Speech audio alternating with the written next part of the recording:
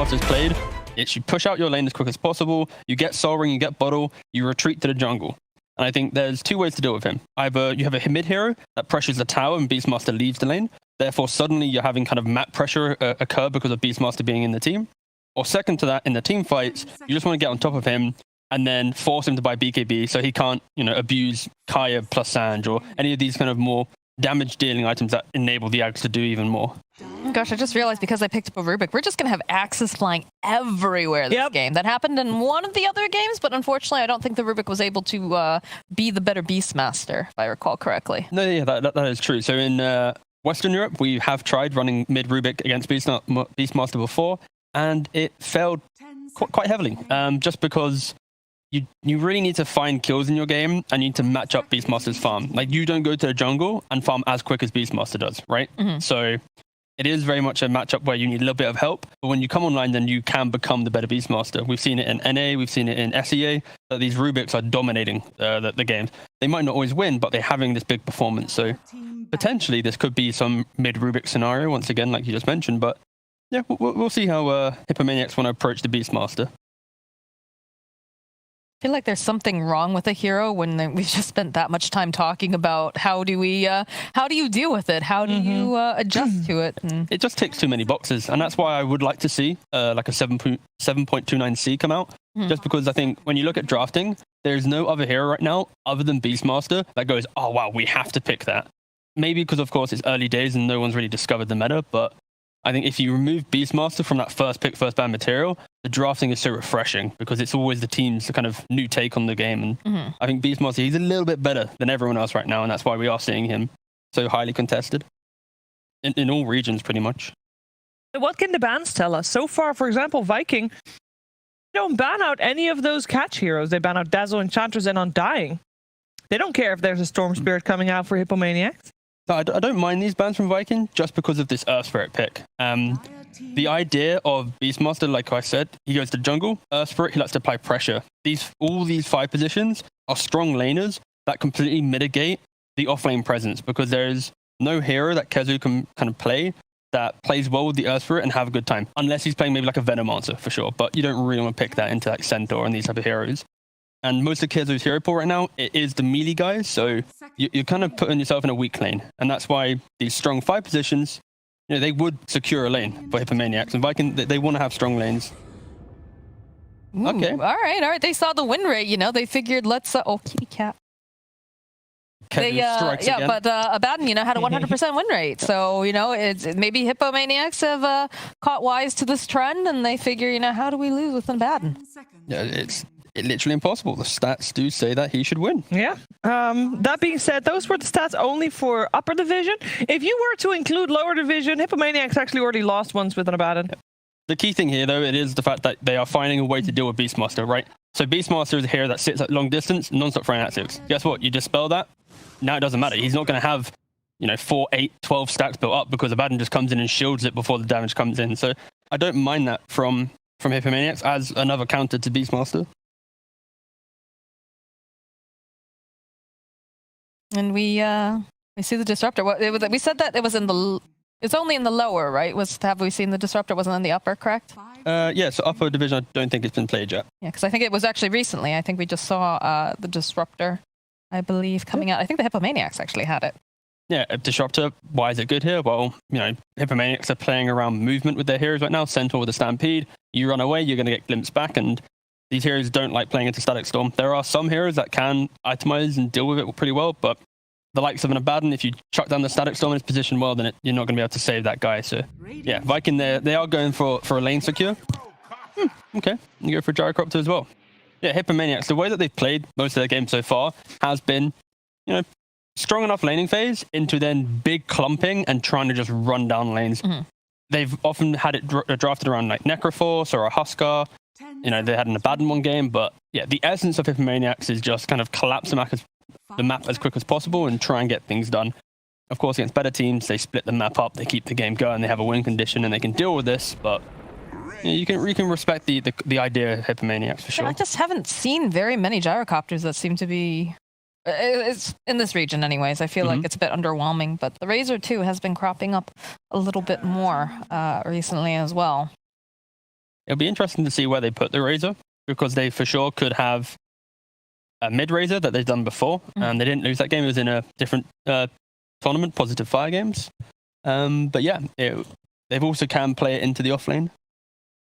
They don't have last pick here, so this pick right now, it really just feels like, yeah, Beast is just mid, and then Razor is just offlane or carry, but they don't have last pick. So I'm worried about their catch. They don't have any hard stuns, really. This is where, like, I think Vikingg is playing more for the... Hippomaniacs will come at us, so we'll punish them when they come to our towers. They're going to run into, the Razor damage, the axes, the glimpse away, a glimpse back if they run away. So I think they're playing more of a reactionary game. And it does work well. I think when we looked at Eastern Europe the other day, VP won their series simply because they were ready to react. They never crossed the river. They never made plays themselves, but they won 14 fights in a row playing on their own side in their own vision. So that's maybe what Vikingg could look to do with this type of lineup. But yeah, this Razor pick's pretty interesting because we've already seen the Beast most likely go middle. But is it the Razor mid now with the Beast offlane? Is Kezu just going to, show a new version of Beastmaster? But I feel like it's got to be a Beastmaster mid, though. I don't know. I feel like it just really fits well in that position currently. Yeah. No, I agree. You could shake it up. You could make things, a little bit wild. It's always good to keep your opponents guessing. No, this is the play, actually. It's just Vikingg just going to put the Razor carry. That's it. Yeah. And now this is just going to be a last pick. Look at the last 5 bans from Hippos. It's all carry. So if that Razor is carry... Got him. Yeah, they absolutely hate Shad. But no, sorry, Shad. You're not allowed to play Dota today? He has not played Razor this tournament yet. Yeah, just the Razor pick kind of just put some question marks in the air. What would you like to see picked up then for a position 1 for Vikingg? I think Morphling is actually pretty good here. You can turn into the Gyrocopter. There's no real pressure. There's actually no kill threat. The issue there is you don't really have a frontliner unless this offlane Razor, that way it would become, just goes straight BKB. I think we saw Nigma play this, but Mind Control went like shreds BKB. And it was like, oh, wow, this is actually pretty strong because he can become the frontliner. But no, I think Morphling is up there for sure as the heroes. Okay. Oh, he's giggling. Yeah. They're all giggling. They're in good spirits. Something's coming. Oh no. What is it? What hero? We do see Shad talking most. So yeah, offlane Razor now, based off of the just the speech patterns right now. Yeah. Production not showing. Can you lip read? That's no. Kazu. Kazu cat. How do we know the best part of the Vikingg Kazu games. that's sitting there? Even though the cat, because this might just be a good distraction mechanism. Maybe someone else is playing instead of Kazu, and he's trying to. No, he always switches back to him when it starts to play. But he gives us cat cam. Look, the cat heard us. He's very mad at the extremely irritated. He started. Slog's been picked. Oh no! Oh no! You didn't pick Slog, guys. Okay, they do. I felt that. Yeah, that was a jump. But yeah, okay, so there's just offlane Razor now with the Earth Spirit. Now they have the ranged guy with the Earth Spirit, which could be interesting. Slark, it's pretty much a free game. He's going to play into Centaur pretty well. There is no counter. You can pick whatever fight. There is no reliable stun. So yeah, Vikingg have a really strong draft because, of course, Beastmaster is broken and Slark has a free game. Lots of people to get some stacks off of, too, for sure. Yeah, I don't know. How do they respond to this then? Can they respond to this? Is there a perfect pick for the last choice here, T? Well, they need a bit more team fight. They need a way to lock down Slark. They need a way to hit towers and to unlock Roshan. So they kind of need to tick a lot of boxes. And that hero is Ember Spirit. Okay. It's one of the spirits. It is a spirit, but the only one that was still left. It does show that Hippomaniacs are looking less at what the pick was from Vikingg. They're not going, oh, damn, Slark, we need to pick, a Bloodseeker or some teamfight-esque hero to kill him. They're going more for their strategy, which is they'll play out their lanes and they'll make sure the pace of the game is high enough to try and play into Vikingg. Because, Vikingg, like you mentioned, they don't really have the teamfight, right? They've got, 2.5 stuns and maybe a silence to throw in the mix. So Hippo can abuse that a little bit, but yeah, their laning setup does feel a little bit weaker. And that worries me because, of course, Vikingg being the better team and they have the better laning setups, that puts them in a strong position to win 3 lanes and to pressure the map. We do have Mambo's playing mid again. So they went back to what they did in the previous season. Don't know if that's just a hero comfort type of thing. What needs to go well for Hippomaniacs for them to have a shot this game?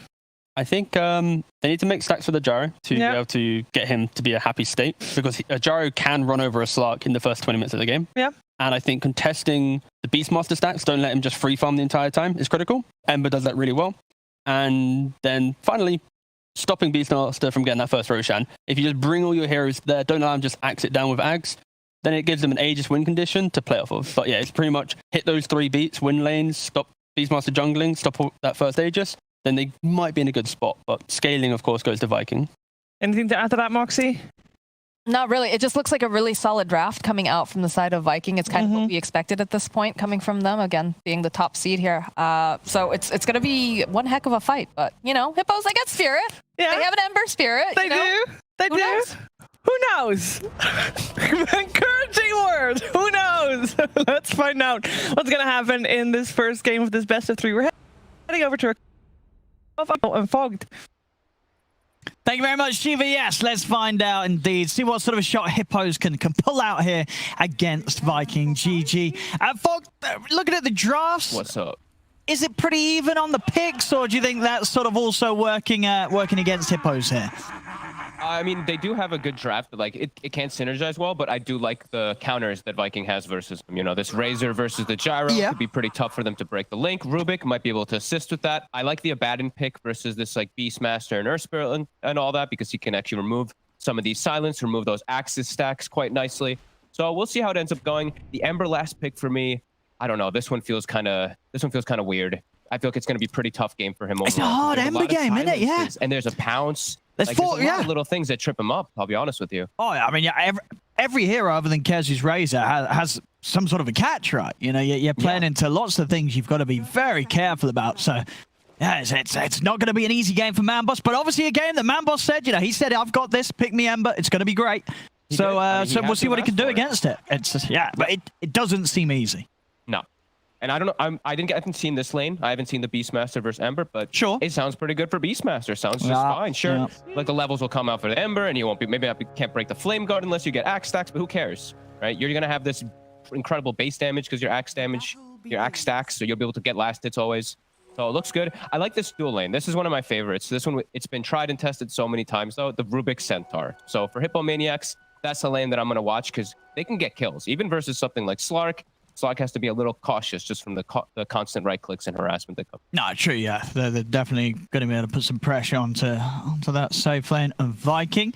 Oh, let's see. And yeah, you know, maybe there's something about the Ember that's going to be able to do something in this lane against Beastmaster that other heroes have struggled, but it's very hard to see. So. I mean, it's just one stack of axes starts just beating him out of the lane. I mean, that's the thing. Sure, as you said, you're going to protect yourselves from some of the damage from the axes, but the debuff's still there, and you're a melee hero. You're just going to get beaten out of lane by the Beastmaster just punching your face in. Yeah, he has 6 stacks already, so he's already up at what, 30% damage amp. If the Beastmaster just right clicks him once or twice, he's going to be hitting from like 100 damage almost. I mean, what is it? Yeah. Wait for that stacks to fall off, and then Beast just. Okay, so yeah, looks like this lane's gonna be pretty. It's gonna be tough. Pretty grim for them. Yeah. I mean, I guess when levels come out, we'll be able to stabilize a little bit better, but it's still probably gonna be pretty tough. Like Boom's just gonna hit him. You can never really trade back in the same efficiency as an Ember, so that's gonna be an interesting one as we see Aramis start doing the Earth Spirit shenanigans, pulling creeps behind the tower. Abaddon will contest him slightly. These are scary places to be as an Abba too. Like I see this so many times, these melee heroes versus Earth Spirit. If Earth Spirit gets like all these last hits 2, kicks you under tier 2, you're dead.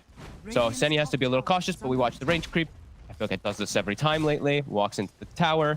Lane will push back into Hippomaniacs shortly. But still, they did what they wanted up here on Vikingg.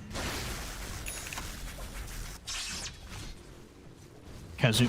Yeah, but it was up enough for the starting link. They should be able to get some good CS in here. So Curry and Senny still doing their best to find what they can behind this tier 1 tower. Senny, he's gonna get kicked in. Won't actually take it. Oh, yeah, okay. Courier and Senny, he's got a TP, and he will.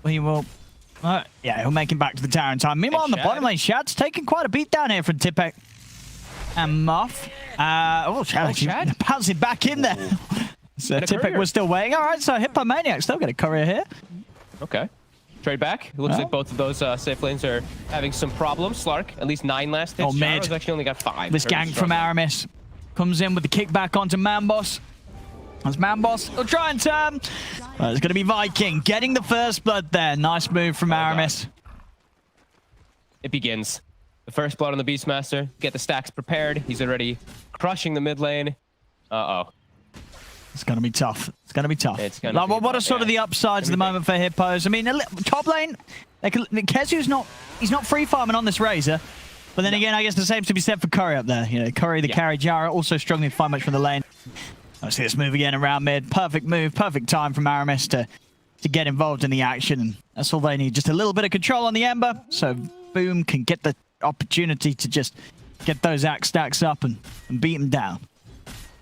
And now he's going to work on a stack already, a small camp stack, up to 29 last hits to the 13 of the Ember. He's at level 5. We've almost got 1 component online, and I'd imagine we see more stacks coming out soon, especially from Aramis whenever he has a moment to leave Kezu.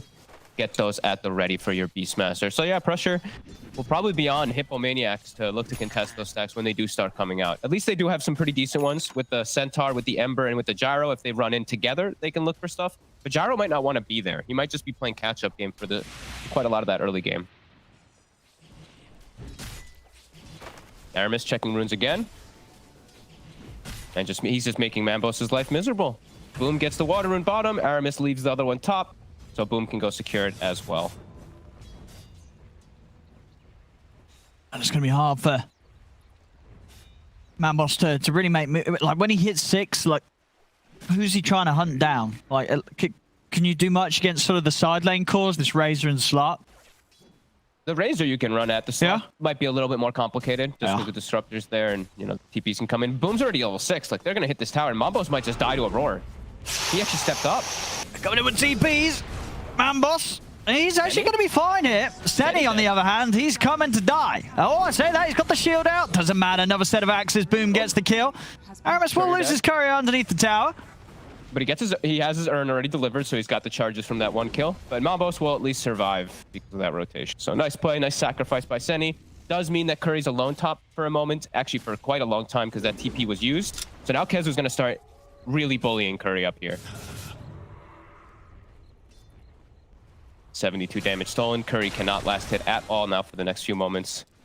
As Shad has stabilized. You know, bottom, it was a little rough for the first few levels, but he's caught back up completely. Tipek is getting full free farm too on this Centaur down here, but that's fine. You know, that's expected to happen. Centaur just such a strong hero at the moment when you can go for this just bracer into the Vanguard almost every game. We'll see Aramis again, maybe seeing if he can get a catch onto Manboss, but it's hard now. 6 is up as long as Manboss keeps a remnant out defensively. It should be a little harder to take down, especially if they don't have Raw. Yeah, they don't have the point in silence yet. Aramis looking for the level 4. His courier died. Yeah, he's just going around trying to sap XP mid. Muff, he's actually starting the stack. So Hippomaniacs will have those stacks at the ready for Curry later on, or for Manboss. I mean, either one might have to just take it because they are both getting quite punished. I mean, it's 2 components already on the Beastmaster, Owen. He's got to have the second piece right now. Like, the time is going to start ticking very quickly. No, this is without a doubt going to be one of the faster acts we've seen from the Beast. I think this, man, I want Muff to stack, but I also want him to make moves to try to shut down the Beast, but I also want him to help Tipek bottom. It's just tough, the moves that they're going to have to make because of how rough that mid lane is really going. Get the jump. Chad, he's gone. Nice. Very nice move there from Hippomaniacs, bringing in the 2 back up. Senny and Muff coming in. Chad saw them coming in too. He just exploded. I don't think he expected the damage that was coming up between it all. As Curry continues to just get leashed and forced back to his tower constantly, another 72 damage missing. Has his treads, still level 5. Needs some time to catch up. Aramis also just making sure that Curry doesn't get any space to hit the neutrals. Boom actually missed a stack. Okay, so he only has a double stack here at his hard camp. He's been using his boar to actually stack for himself. It's another amazing benefit of the Beastmaster. You don't even have to have someone stack for you. And they've got their eyes on Shad again, but he's hit the 6 now. So a very tough kill for Hippomaniacs. It's really to try and get, unless Shad messes up or just tries to go aggressive onto them. Yeah, he can just play safe. I don't think he should ever really play aggro down here. Unless his Beastmaster has a TP available, I don't think he should play very aggro. Just pull, get your levels. Celery's able to get some pulls off. You're shutting down the gyro. Beastmaster's free farming mid. You don't need to do anything forced, really, on the side of Vikingg. The onus is now starting to get on Hippomaniacs. And they have to know. That's the thing, is you have to know that this Beastmaster Ags is coming. So I guess they're just accepting it, because they're not looking to even try to pressure him with rotations just yet. They're still playing around bottom. We'll see Tipek. And about the Stampede, getting on top of Celery. They'll get the kill. See if he can get out, though. Muff trying to hold back Shat, but Kezu's come in. And Tipek, he'll fall for his efforts, and so will Muff. They get the slow off from Vikingg. GG. They'll lose. Yeah, they'll lose the support, but they'll take down 2 in return for it with the mass TPs coming in to back him up. It's like an unforced error. They didn't want to make this move, but they were like, oh, it's a kill. You know, we'll use your Stampede and chase. But Vikingg, this is exactly how Vikingg wants this game to play out. It's like these moves running at them where they can just TP react quickly like that and get some kind of kill cleanups. And it's forcing the hand of Hippomaniacs. And third component, it's online for Beastmaster in a second.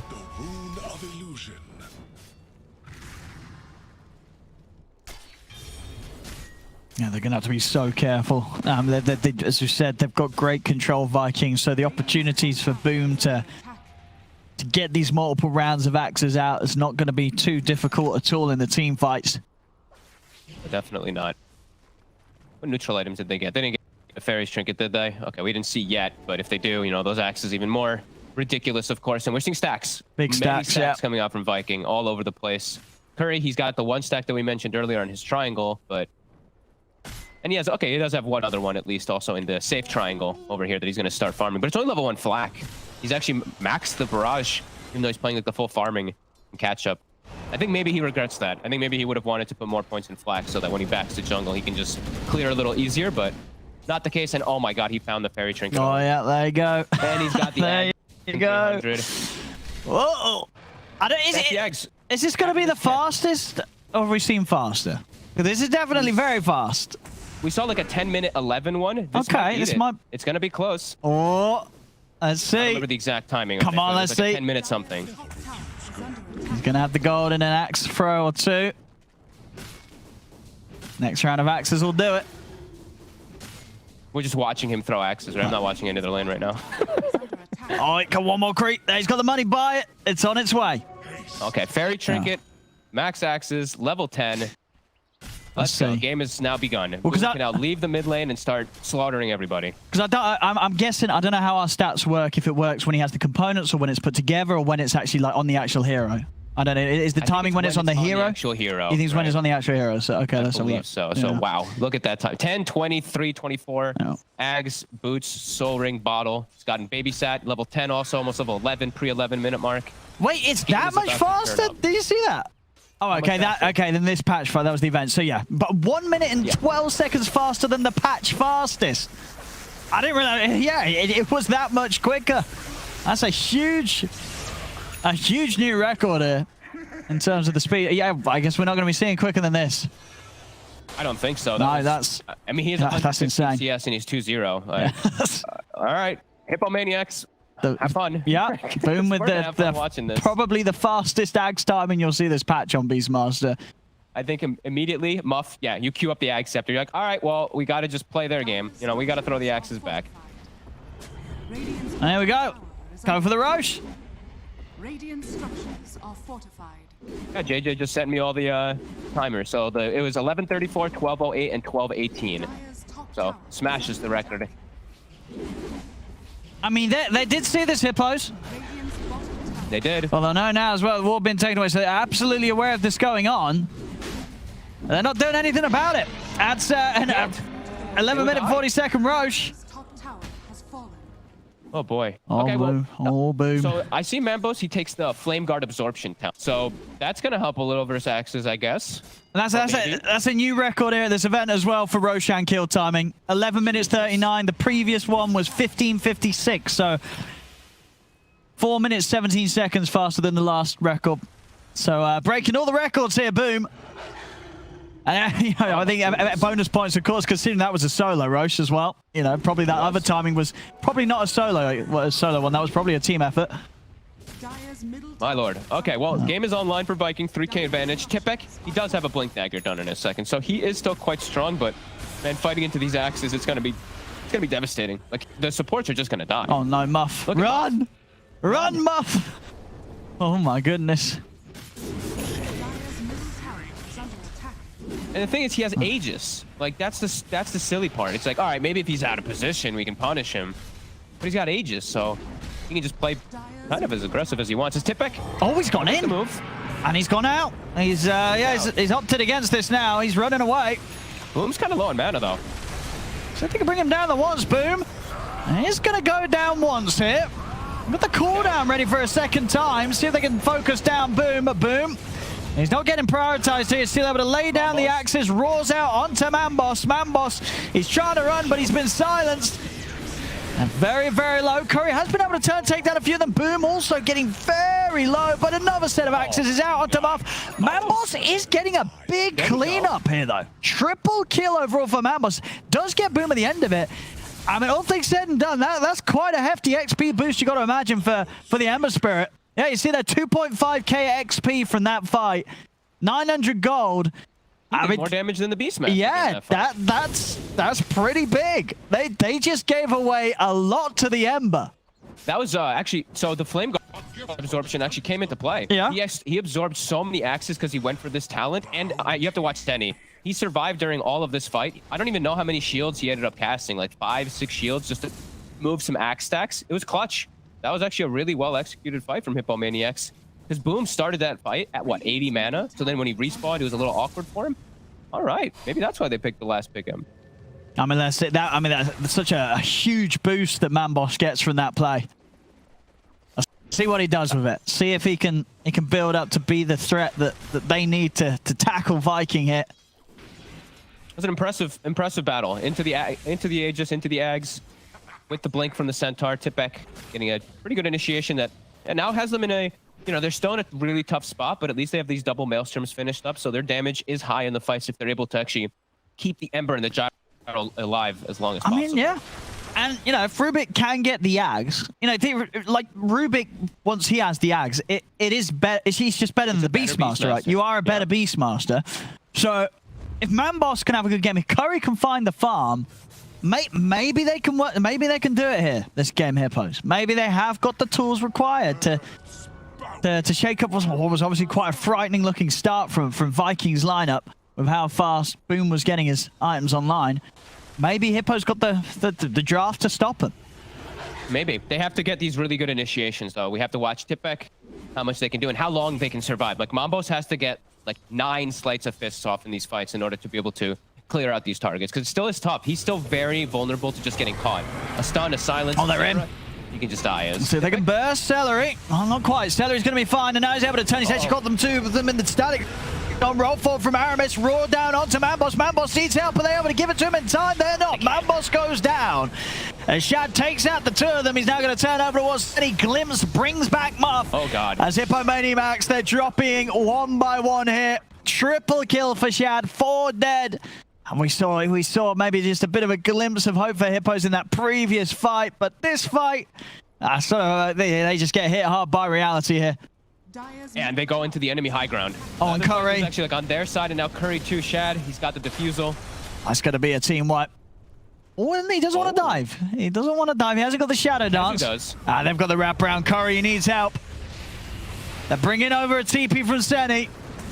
Curry, he's turning towards Aramis. Maybe he can bring down Aramis. Aramis rolling away just in time. The axes from Boom will finish Curry off. They're trying to come in to form some sort of a defense around this tier 2, but Vikingg, they're ready to just fight them underneath it. As that's Muff gone. Tipek tries to jump in. Mambos with the follow-up. Can they bring down Boom? Boom getting low. They can. They bring down Boom. Can Mambos catch anything more out of this one? He's chasing down Kezu.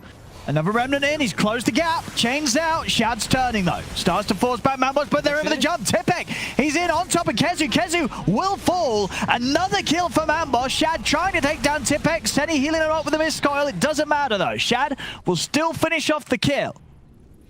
I like that they're fighting back. The 1-by-1 TPs in from Hippomaniacs somehow ends up working for them. Mambos gets some. They're not done yet. Kills.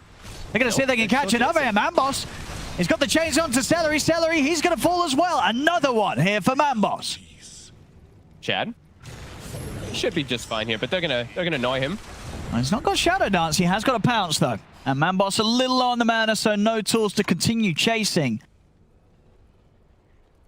Okay. Oh, I'm surprised that they're able to continue battling. Under their tower, they just one by one TP everyone in. Chad, though. He's going for Seni. Isolated. He's trying. Tipek's back in the game. But Shad playing it safe. I'll say that he's sort of wondering if he could get back in on these two. Doesn't nearly have his BKB done. Shad very close to that, so that will allow him to get away with these sort of moves without having to run. They're going to have triple BKB timing, actually, on the side of Vikingg. Yeah. It looks like the Razor, the Slark, yeah, all three cores are going for those BKBs to be able to cover themselves, since it is a lot of magic damage still coming out since they went double Maelstrom. That's going to make the fights that much harder for Hippomaniacs. They're going to have to outplay pretty hard. Manboss has nearly got his axe. So, yeah, if they can somehow get the early BKBs used in the fights, bait them out, and then play in this sort of fashion where Manboss has been able to sort of chase them down one by one after Vikings use like their initial assault. And maybe Manboss can do it. Maybe he's still, like we said though, he's tankier because he's going for the Axe build, but he doesn't have a protection, right? If he gets caught in a stun, sure, if he's very deep, like that, he can just die. If Seni's not there to bail him out, this Ember may just die in like one of those disables. So it does still have to be very careful with his positioning. Oh, that was close. Yeah, nice read by Tipek, but not quite there in time. And Muff, he's on his way. 1300, Owen. He's almost got it. I see, it's going to be big. It's going to be big. Ags all around. Curry's also nearly got his done. So, with the Maelstrom and the Ags, if they can keep the game going, Curry's going to be farming pretty well. As long as they can stop feeding kills to Shad, the Gyro will be able to farm easier than the Slark. Yeah, Seni, he's caught in the front lines. They're going to roll him out with the Stampede. Tipek's jumped in, but the BKB's out from Boom. Turns with the lockdown onto Tipek. Seni tries to come in with the Aphotic Shield to help Tipek out. As Shad's in with the BKB, takes down Seni, takes down Tipek. They get the two of them. Now they're moving over towards Curry. Curry's trying to fight back, but the Shadow Dance is available from Shad. He just pushes on. They take another triple kill for Boom. Manboss has got to get out. He's out into the trees with the TP. Aramis still on the hunt, seeing if he can find Muff. Shad closing the gap. They've got the slow for the defusal. Muff will go down. Ultra kill for Boom. And Manboss, he tried to jump in, but it's straight into the Static Storm. It's going to be a team wipe. Aramis took the kill. Took the rampage. Oh.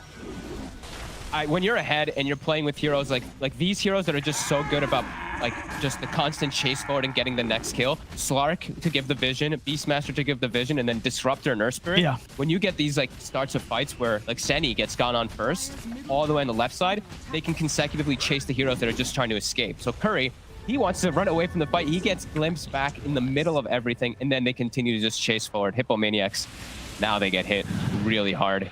Going to be tough to recover from that one. Up down 8k now, 20 to 10.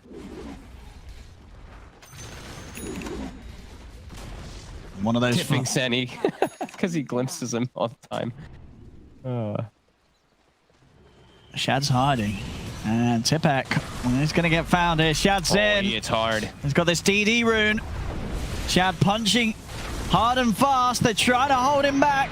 He's going to have Stampede back up. That might just save Tipek. He's out to the side. And actually, Aramis is going to get turned upon. They take down Aramis now with the Axe Chase. They're ready to go for more. They jump over towards Celery. They bring down the Disruptor as well. Shad will manage to finish off Tipek.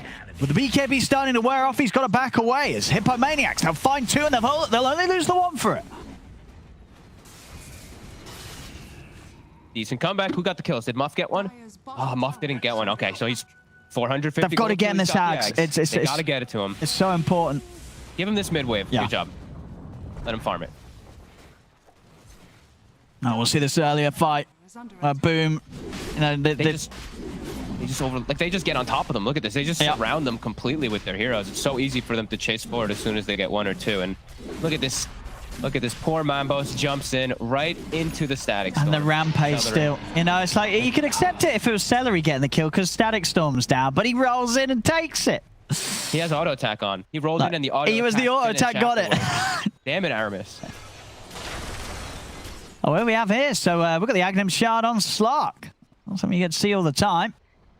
Love it. I think this is one of the stronger shards, actually, that we don't get to see too often, but especially versus any type of, just hard stuns. Like a Centaur, you get your supports get caught inside that Centaur stun, you instantly just depth route. And then what do they do? Shroud them, and they're good. Yeah, they're going to live. They're going to reset the fight. A lot of fun interactions I was testing with that too. Like it cancels duel. It messes with a couple other ones too.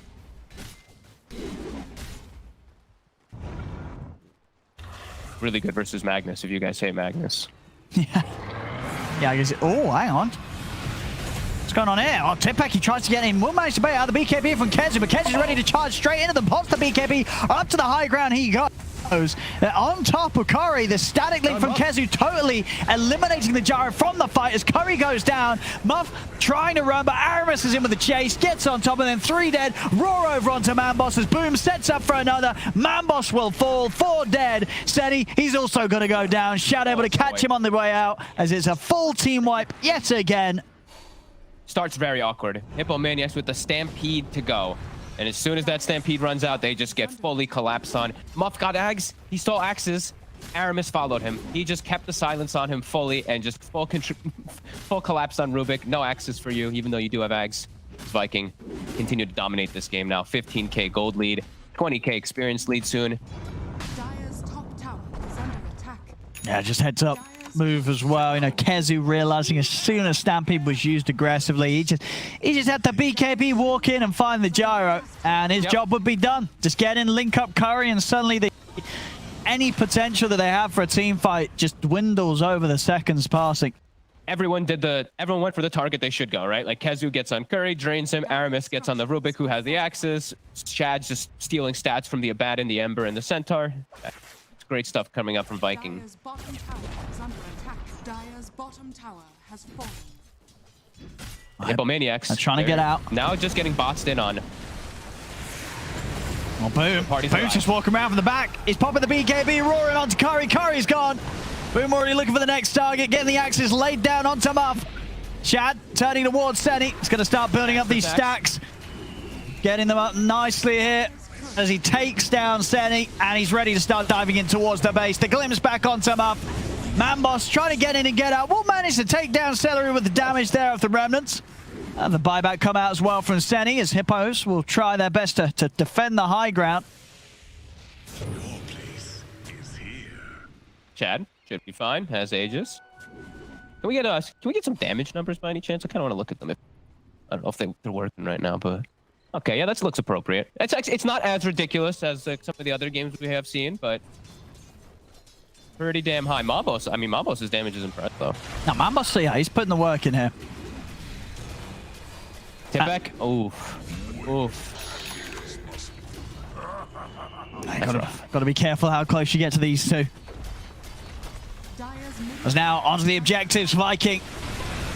Taking down the tier 3s. Hippos, what do they got? 30 seconds, no Tipek.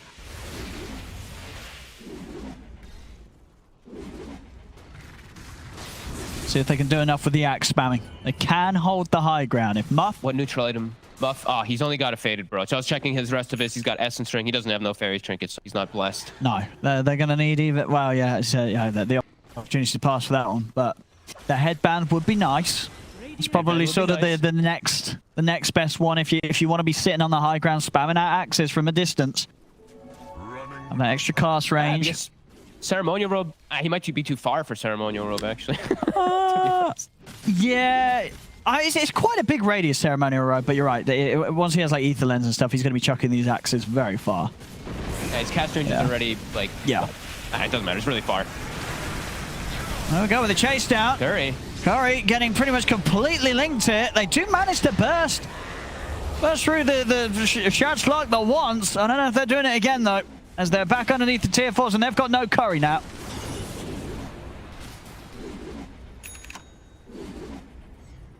Blink on Boom. The axes. Well, you know what? They have status resist on the side of Vikingg, so those axes don't actually last as long. And Shad can just dark pact it off too. So they have their own ways to dispel these debuffs. Oh, Tipek's going to try for the jump, but Boom's quick with the BKB. Turns with the roar onto Muff. Muff's out. He's got the buyback. He'll use it immediately here. My God, poor Tipek. 8 stacks. I was going to say they've got to get him back. Kezu's in. And... Actually going to get kicked to safety there by Aramis. Shad is looking to dive in underneath the towers. Tipek jumps into his death. Manboss getting fully focused. Senny can't do anything to help him as Manboss is out for 80 seconds. No buyback, and Vikingg, they're going to start diving towards the fountain as they rip apart Senny, take down Muff, and turn their attention over towards Curry as that's it. GG, well played, as Vikingg will take this game one. It was a tough one for the Hippos, as expected. But some of the individual performances from Vikingg looking very hot. Boom having a phenomenal time with the Beastmaster, breaking multiple records with the early game timings on his items, on his Roshan taking. Hippos, they did give it, they gave it a good shot though, right? We saw some fights, we saw some action from Manboss. It was a hard game for the Ember Spirit pick, but he was able to hit back a little bit. He hit back a little bit. I think they need to, you know, if you're not going to ban Beastmaster, you're going to let him do this thing. You have to pressure him in the mid. Like, sure. You can't let, like, Aramis checked runes. Aramis ganked for the Beastmaster. They stacked for the Beastmaster. Where's the help for Manboss? They needed to give him a little bit more love. And then maybe we could have actually seen him been able to contest and maybe slow down this Beastmaster timing. But they kind of just kept their lanes. I think one of the supports, maybe not Senny because he was kind of trapped, but maybe the Rubik could have tried to make moves and kill the Beastmaster once or twice to start. It's really hard, but maybe it was something they needed to do because they didn't really have a solution.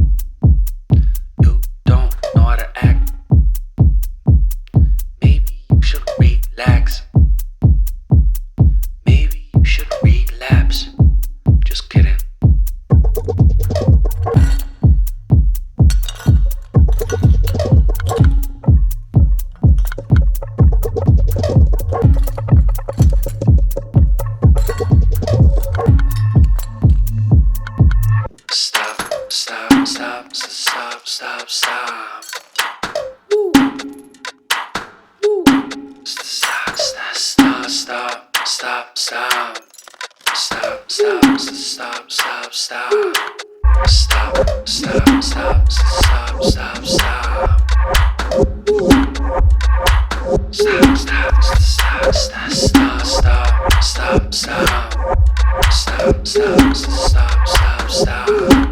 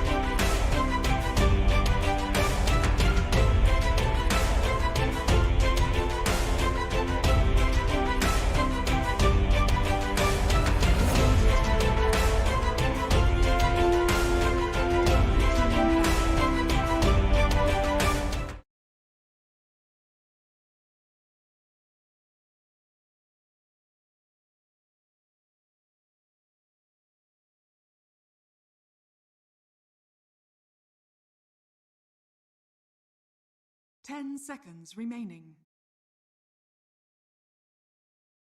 5 seconds remaining.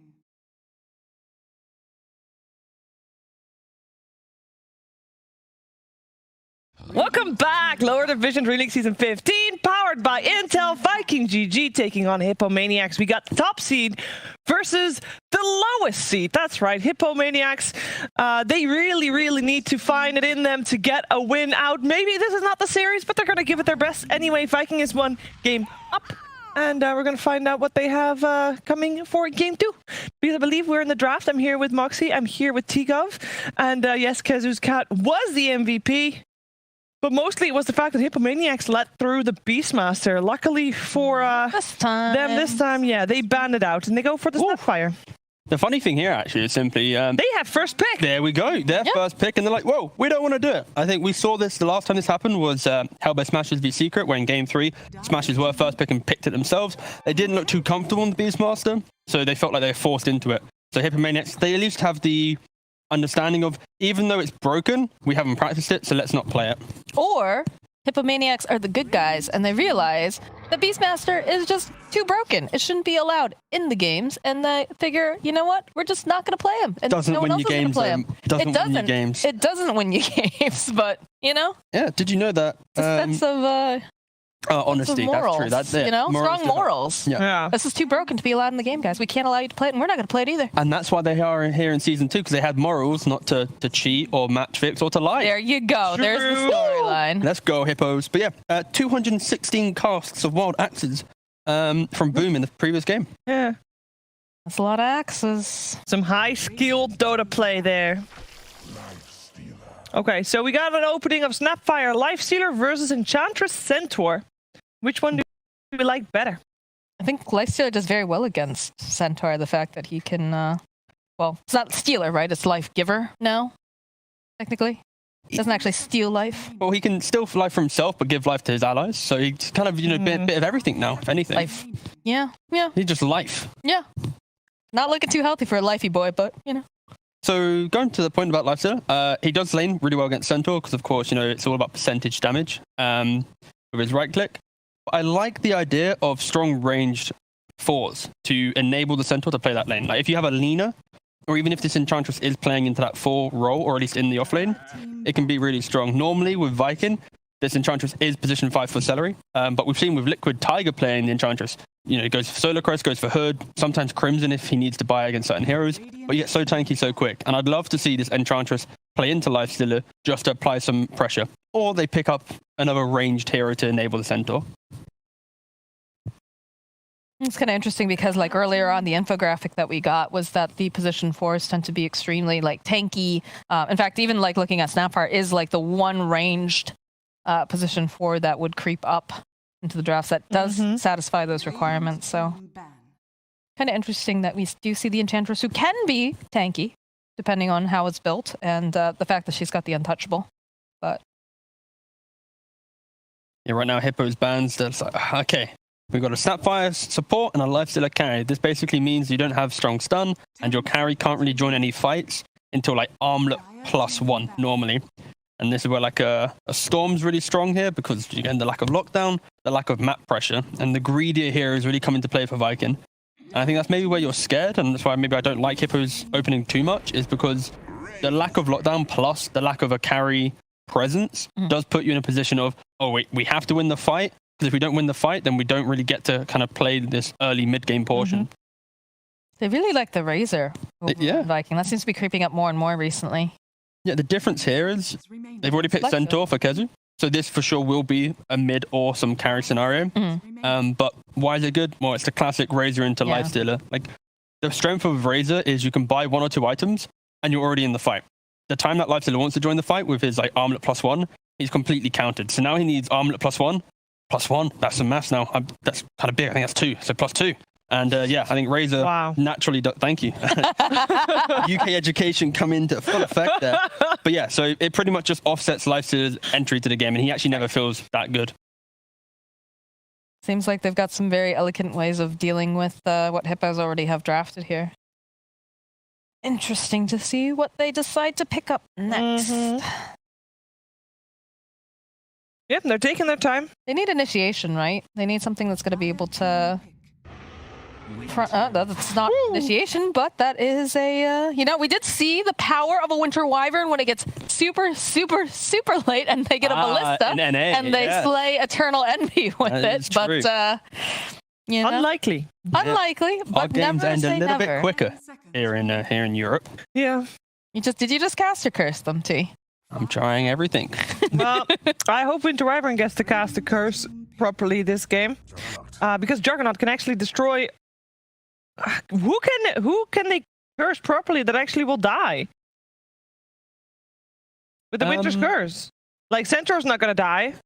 Yeah, no Centaur's one. might. Here's the play. Here's the play is that they get so farmed, so much damage is coming out from this Juggernaut that they're able to turn the fight with a good Winter's Curse and they just slay their own teammate. It's a little insurance policy. It is an insurance policy, but I think it's not a very good one. No, but it's an insurance policy. There's also some sabotage potential with the curse not letting Mortimer's Kisses do the damage and stuff. And also the Cold Embrace to ensure that Lifesteal does get all his damage removed by the Razor. Rather than, just a little bit. But that's percentage-based burn, though, too, against the Centaur in lane, perhaps. Yeah. In regards to Hippomaniacs right now, I think the main concern here is simply supports aren't active on the map. They aren't able to collapse on mid, so they're very static to their lane. Unfortunately for Wyvern as a hero, he has low damage, and he relies on levels. And then you double that down with the Lifesteal also being a static hero.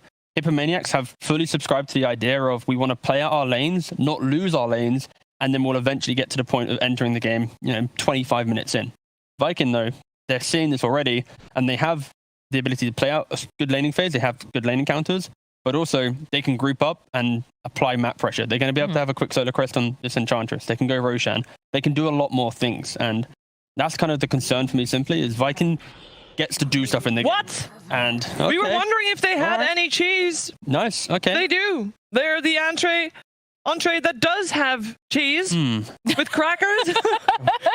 We're really dedicated to this metaphor, to be honest, guys. I mean, if you have a cheesy entree with a cheese with crackers, it can be like super simple, but it is also very easy to make it really good if you have some good cheese. Right. Is this good cheese, though? That's the question. T, judge, please. It's interesting cheese. I think the hero, of course, changed a lot because before used to be a Spiderlings. So if this was previous patch brood, then it's a weird pick because Centaur can just play that lane. But now that he's playing more on his own right click, it's a mid hero, I'm assuming mid, that plays into Razor that can disconnect from the static link because you can just play off of high ground, low ground areas to try and get away from Razor. And there isn't a good, reliable lockdown. So it is, in essence, a good brood game where when he gets to his timings of running around the map, there's no way for Vikingg to cleanly kill him. He's going to have a Spiderling army to tank up Omnislash. And in theory, wait a second. What is the last Oh! They ran out of time, so they didn't get a ban! Oh. They were so giggling about Broodmother, they forgot to ban. Uh-oh. Uh-oh. Oh, well. That's a bit unfortunate for Hippomaniacs. Yes, it is. But yeah, so in theory, the idea of this Broodmother pick is there is no good lockdown. It is a hero that lanes a little bit better now with Insatiable Hunger, and you do eventually have the Spiderling army with your ultimate. You have obnoxious slows and stuff to punish heroes, so I don't mind it, but Hippomaniacs have now 100% played into the fact that they exist in lanes, don't win lanes, but Brood is now the win condition. Well, they've got 5 seconds to pick unless they want to random a hero. Thank goodness that's not going to happen. They go for the Wind Ranger. Ooh, okay. Interesting. This is a new draft. I don't think we would have ever seen this combination of heroes in any game. So Hippomaniacs clearly having some fresh ideas in between game 1, game 2. Yeah, I can't knock it. I think as soon as you lose a game like you did in game 1, I don't mind having some fresh take because we're a bit surprised. Vikingg might be a little bit surprised, and if Hippomaniacs are aware of specific timings that a Broodmother can bring, we haven't seen Broodmother really, right? True. This will be the first Broodmother game, at least in the Western European division. So it's going to be upper and lower. Yeah, it's going to be like a shock to everyone. So maybe there's a key timing that they're aware of that we're maybe not aware of. There's been a lot of changes to Brood, so I can respect Hippomaniacs trying something out. But I just think the cleanliness of Viking's draft, the simplicity of group up and go, that does beat Broodmothers. Broodmothers are heroes that like to play one lane, occupy areas, and if there's a death ball occurring on the other side of the map where you aren't positioned, it can be a bit difficult to keep relocating around and entering every fight. So So what are the changes of Broodmother at the moment? Like for people that haven't watched in a while and haven't seen the patch notes properly for Broodmother, because let's be real, who cares about Broodmother in the pubs? Okay. No, it doesn't get picked. Simplifying it, it's now the ultimate that used to be kind of that lifesteal and damage. Yeah. Is now just a spell on a cooldown of like 45, scaling down to 25. Okay. And then, thanks Brian for reminding me that this morning. And then your Spiderlings is now your ultimate. Yes. Okay. So you basically have to wait till 6 before you can get the big army and start flash farming. And then also you have a new spell, which is like a slow, and it just throw webs on webs, and it's obnoxious. But the key thing, for simple terms, is just ultimate is now a spell, and your Spiderlings is now your ultimate. So in lanes, it's not that in the laning stage, it's not that important to be able to clear the spiders as your match. It's just a right clicker. Yeah, exactly. Whoa, who's the support? Is that a centaur support? What? Let's find out. So mid morphling. Mm-hmm. Jug, Aramis. Yep. Oh, cool. It is a position for Centaur. Let's go. I'm down. So something a little weird coming out from both of the teams. Okay, yeah, so Hippomaniacs tried to be a little bit quirky with their picks, and then Vikingg, they're like, you can be quirky, but we'll outgreed you to the end of time. Yeah. So you might even have this timing of, let's say, 25 minutes where you can run over us, but if you don't break our base down, then we're going to have, this double core duo just running you over. Whew, that is scary.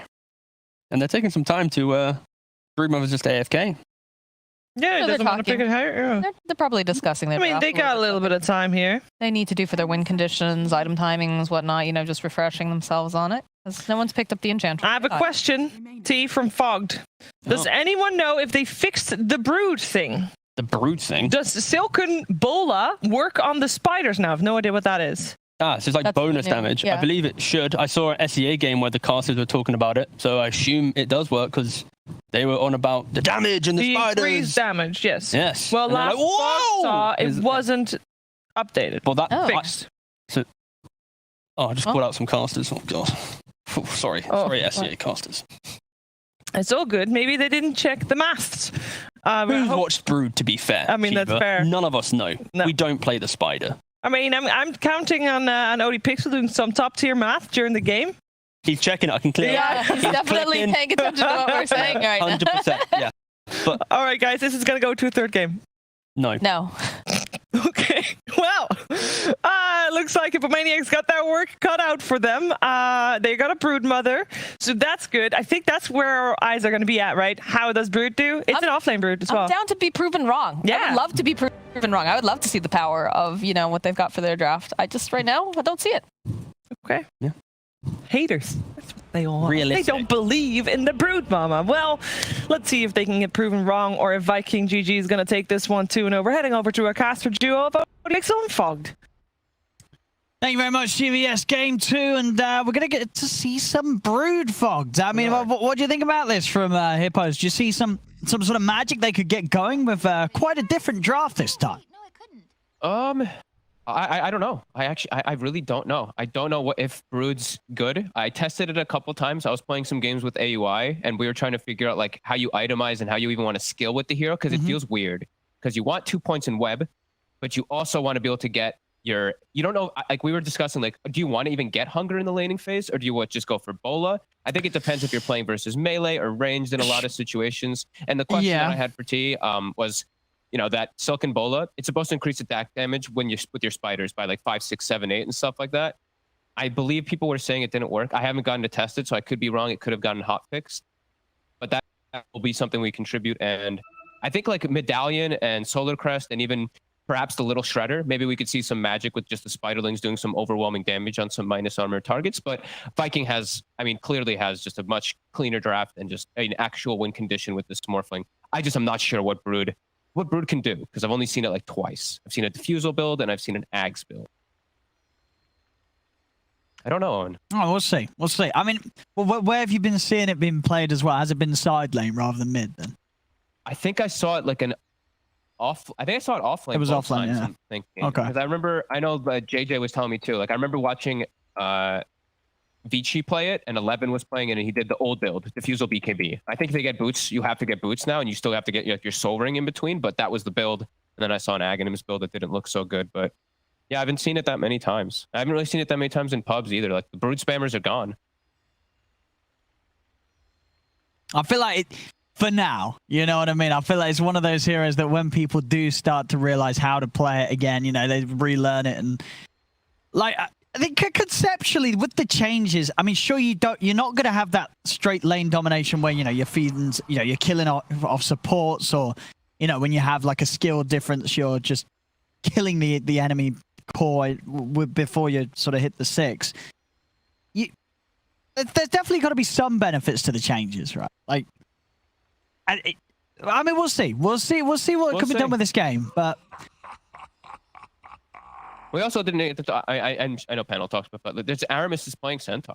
Like, it's a little bit of a change from Vikingg too. So maybe just the awkwardness may catch them a little off guard. But Vikingg has a very clean kind of draft. Like, overall, maybe it's a little lacking with how they can gank and set up until Centaur has Blink Dagger. But at least they have Stampede to run in. I don't know. This is going to be an interesting one. I'm hoping to learn quite a bit about Brood in this game. Oh, we'll see. Continues. I mean, upside down camera floating around. Because looking at some of the number changes on the Brood, I mean, so obviously with Spawn Spidlings is the ultimate. Like, the nuke damage got increased by a lot. It did. You know what I mean? What was usually sort of scaling up to 280 now scales from 300 up to 440. The cooldown is lower. So, yeah, you're not going to have them before level 6, but once you hit the level 6, you're going to have a better army and a quicker army. And I don't know. You can make see. a big army. Yeah. Like, it's because it lasts, what? The debuff lasts 20 seconds, I believe. You can get a pretty big accumulation of spiders. You can stack it as well on each target, right? So you can get like 2 or 3 stacks of the spawn spiderlings on something and then pop it and blow up with all the spiders. I mean, like I said, I don't know right now with the hero. I haven't gotten to see it enough. I really just haven't. And I'm wondering how, like, if you have a good lane versus a melee hero, will you just max hunger? Because the hunger is pretty crazy. Yeah, I think so. 14-second I think so. duration, 25-second cooldown. You can just turn. I mean, so you're versus a jug and you have max hunger. You just, he spins, you hunger right click him back, perhaps. No, if you're in, like, especially if you're going mid and you're in a 1v1, the points in insatiable hunger, I mean, you're gonna have it. Well, at level 3, you're gonna have it every wave. You know, you know, good luck trying to CS against this hero that has, you know, plus 40 or some whatever damage depending on the level, and has, you know, this lifesteal. You know, every 30 seconds the Brood's gonna be able to full heal, and it's a decent duration. You're gonna have it long enough to take away enough of of your own creeps away from the enemy mid. So I think when it comes to laning in 1v1s, yeah. The hunger points are going to be very, very valuable. Yeah, and you still get, like, your web is crazy HP regen. It is quite strong, and they buff the count. You know, you get that 5 at the second level, which is, I mean, it's nice. I don't know. Like I said, I'm curious to see how he does skill it. Yeah. Yeah, and what he builds. But I think you're right. I think build-wise, still the temptation is just going to go for like the diffusal BKB.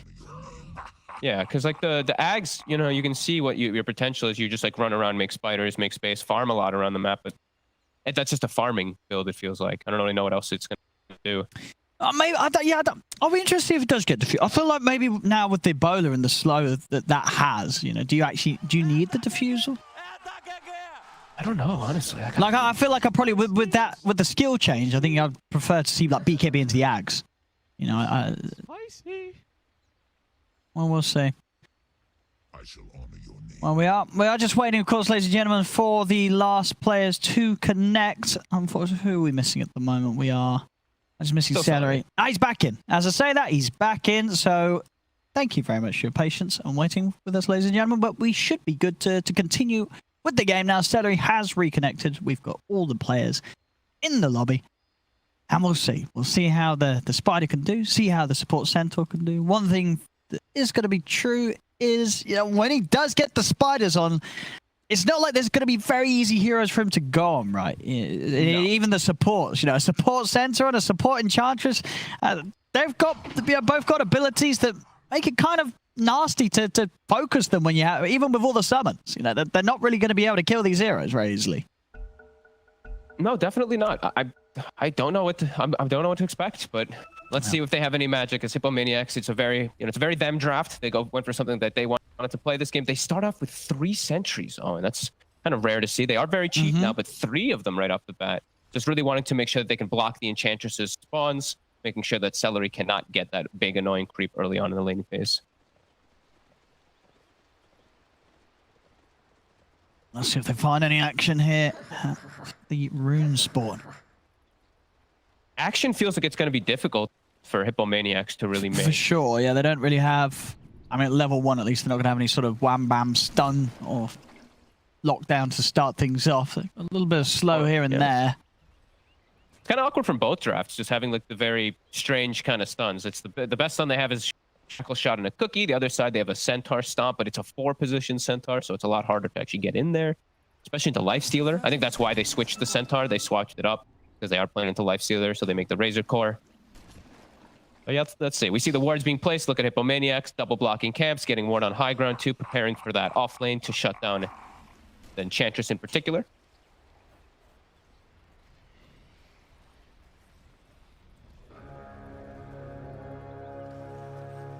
Let's see if Vikingg step down for this one. They are going to be tempted. Having the jug with the Blade Fury. They're going to try and start onto Celery. That was the backline shot with the Blade Fury. He's going to be able to help take down Senny as Kezu gets first blood. See if anything more is going to come of this. Shad continue to push back Muff. Aramis running down Curry and Tipek. Got boots. Tipek might actually just die. No, he's able to get him for another hoof stomp. And he will do indeed. It's going to be a second kill for Vikingg around the runes. I can't believe Hippomaniacs chose to take the fight with their heroes. Like, what did their heroes actually do at level 1? They got a power shot, they got a little shredder, and then like Arctic. They have some of the weirdest level 1 heroes. Like, yeah, that was risky. Contributes an insatiable hunger, and he just hits twice and runs away. Very awkward. And now he has hunger level 1. Doesn't have web up top, so he's a 275 movement speed hero. Yeah, if they get a few hits on him, they could just be able to run him down with another Blade Fury. Yep. So they might just do that. They have the point in enchant too. Like 2 or 3 hits from Celery, enchant and a spin. That's a dead Tipek. Oh, yeah, Tipek can't even really afford to step up and hit creeps, I think. It's very spooky here. Senny's going to try and do his best to keep Shad away from being in a position to get aggressive onto Tipek. So these lanes are going bottom. Well, here we go. Aramis already doing his shenanigans up top. Insatiable hunger. He's trying. Okay. All right, and that worked enough. Yeah, Shad stepping out of range at the last few seconds of his Blade Fury onto Tipek. I was concerned about the way that Tipek was able to stand his ground against him with the hunger. And yeah, the cooldown's short enough to work against the early levels of Blade Fury. So okay. All in all, I guess they won't be able to kill him. He will be able to just sit there and hit back with the lifesteal. Okay, I was wondering if it was actually going to be enough, but yeah, especially with like the minus armor, pretty strong. All right, cool.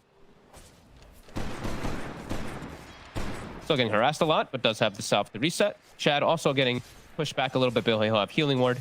And Sally just has to play lane since those camps are just continuously blocked from the sentries. Take a look at mid. Boom. It's starting to win the matchup a little bit versus Mombos. Good old Morphling. 11-6. Boom. Having an easy time. And top lane Tipek.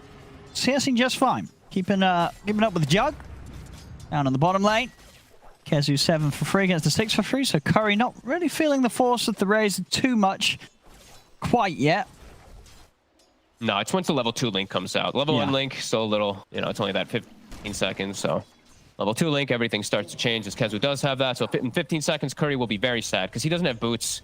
They're not even coming on the courier just yet. It's gonna, but yeah, that's gonna start making problems. As we saw what Kezu was able to do last time as this Razor. He was actually just 2v1ing for the most part in the laning phase. And it's a really strong lane for him again this time around. What we got? This is when the lane gets a little bit sad for Curry. These links are not going to be fun to lane into. No, and that's actually pushing into Kezu as well too. So Kezu likely to just get some like power denies here. Lifestealer can't get any last hits, and it's going to push into him. So now Lifestealer has to do some awkward movements of what does he want to do with the lane. They can't get the side pulls off either because of how Aramis is playing. So this bottom lane gonna get rougher and rougher.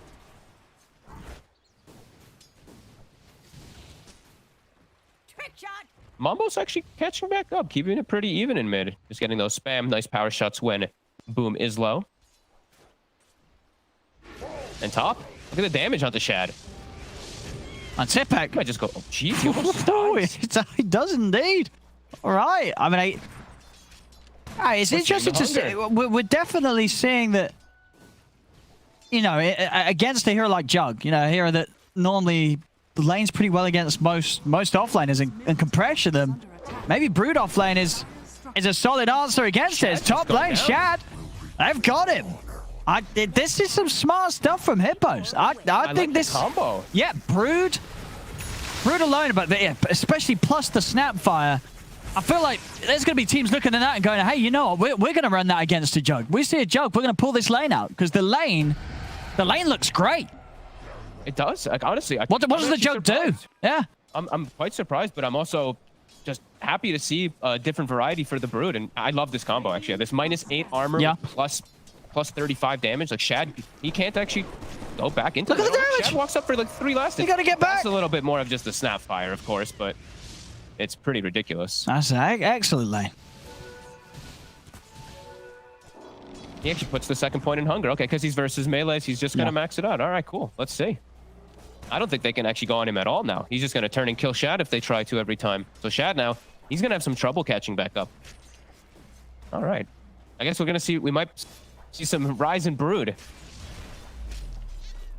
Oh, for sure. I mean, no, just checking, of course, but no, yeah, still being underspellable. You know, it makes it brilliant. No, you literally can't do anything to stop it. There we go. Chomp, chomp, chomp. And he goes. Shad. He's got to run. Damage.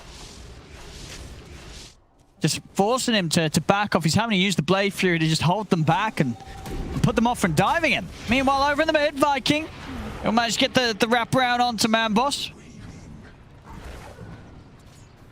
Not the most expected gank. That 4-position Centaur did get the sneak around onto him. Boom with a heads up, turning into that Wind Ranger and getting a shackle. But Shad, he's forced out of lane even with ice armor. That's pretty huge that they're able to do this versus Jug. And he has to use spin, completely defensive, just to remove the little shredder stacks is what I was seeing. Because it's just too much damage when they have all that minus armor with the Brood. And it looks like he's queued up what he's getting. So it's going to be the old school Brood build. Just boots your Soul Ring into Orchid. Oh, yeah, that's quite nice. valuable versus Morphling. I like that build. Yeah, I think, as I said, with the fact that you have a slow built in with your E spell, Diffusal sort of has fallen down the rankings, and yeah, something that's going to offer you that control. And that, of course, just that int mana. You know, you're going to be throwing out spells left, right, and center now, so you are going to make use of that increased mana pool that you're going to get from that bonus int mana regen from something like an Orchid. Yeah, and he can pressure, right? Yeah. I feel like with Diffusal, you're going to be playing more like, I'm the carry now, right? I think he wants to be able to actually make moves to make space for Curry, because Curry really needs it this game. He's forced out of bottom. They actually have to swap the lane, because he can't lane versus Razor at all, and he has to go mid. So it's just an awkward start for the Lifestealer. So we could definitely see him going for some type of space creating on the Brood, which he should be able to do. He's about to hit 6, so top tower is going to start getting pressured on the side of Hippomaniacs, and Vikingg, they're trying to do their own pressure mid. Since that Lifestealer is the one mid and it's not the Wind Ranger, there's no spam, so they can just quickly push this tower. Well, Senny wants to come in from the side, but he walks straight into Aramis, and Senny's gone. Easy kill for Boom to pick up. So Tipek will likely take the top tower, though, as a result of this. So if Mup can keep the spam going here, it'd be pretty decent. Manboss has a TP available just now, too. So if they overextend, Manboss could also swing over as the Wind Ranger into mid. Aramis. Yeah, Curry trying to commit with a rage, but won't manage to continue to stay on target. Tipek's getting the tower first. He's got it done up top already. And a tower deny. Curry able to take that away from them. Nice. Not a bad opening 8 minutes here from Hippos. No, definitely not. And now it is a little bit worrisome of who deals with the Brood. Who's going to deal with the Spiderlings now? We were talking about how, like, Centaur and Enchantress, you're not going to get killed by him, perhaps, if you have your levels, especially on the edge. But right now, they're very vulnerable, and who kills them? I mean, at this point of the game, not a lot. Not a lot. Obviously down the line late game, they're going to have solid answers. You know, Jug with the whatever. So if he wants the Battle Fury and the Maelstrom. I mean, at the moment, he's just queuing up the Ashes or the stat items, but eventually you can imagine he's going to have one of those sort of AoE damage items. Bottom. And he's going to get the kill. He's going to lose his life for... Oh! Wait, what? Boom? Boom! What the hell was that? What was that? He just fell. Wait, what? there was a morph on my screen 1 second, and then the next there wasn't. I mean, what was he? It wasn't even a power shot. It was an auto He just thought it was an attack. auto attack. Oh no! Boom! Oh Okay, no! well, that's not what you want to see if you're a Viking fan. Oh no! Hello, team. Ready to help out? Oh, and then one hit. Boop. Just it's dead. Whoops. Whoopsie doopsie. Oh no. That was a whoops. Yeah. All right. Well, I mean, yeah, the Hippos are going to be pretty happy with this start to a game. 9.5 minutes in, 3-5, level network. Tipek and Manboss at the top. It's a great start for Hippos. It's a great start, absolutely. And the Brood should, as we were saying, like, I don't know who's going to deal with these spiders, because Kezu, I was thinking maybe him, because he could have the max plasma field, but he doesn't have it maxed. He was doing the laning build, so he's 2-3-1. Now he's got the 3rd point. Maybe when he has 4, then he can actually contest the spiders a little bit. But yeah, this top lane is going to be constantly pressured from Tipek now because of how that lane went. Oh, Muff.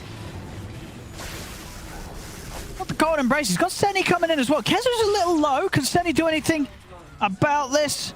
Probably not. Kezu tanky enough. In fact, Senny, he might just die as well here. He will. As Kezu's able to pick up another Manboss, trying to come in to take him down, but the boom. Nice moves this time round, turning into the Wind Ranger, using the shackle against Manboss. Tries to down with a power shot.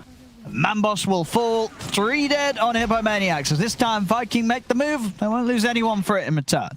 Yeah, this time, boom, he makes up for that little mistake. He gets a nice shackle to save out Kezu.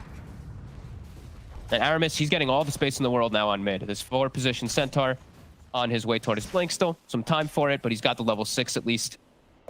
Radiant structures Can protect his teammates, and they can also get on top of some of these targets. Protect with Stampede versus Brood, protect versus also the Mortimer Kisses that will be coming out too. Radiant's bottom tower has fallen. That's the tower gone. As Boom continues to find some solid space down here on the bottom lane. The Shad actually doesn't look too... Like, he's unhappy because obviously like how the lane went, he's only at 40 last hits, but the top lane just keeps being forced into him. So he's like, okay, farm just keeps coming to me. It's not so bad. As now Vikingg getting to kind of chill out, catch back up after a little bit of a weird early game. Maybe they're the one with 8 kills. That top lane, I don't think they expected the Brood to be able to take over like that. That's some More Spiderling damage. More spawn Spiderlings now. It's a 380 damage nuke. That's what I say. That's a big increase. Big increase to the damage.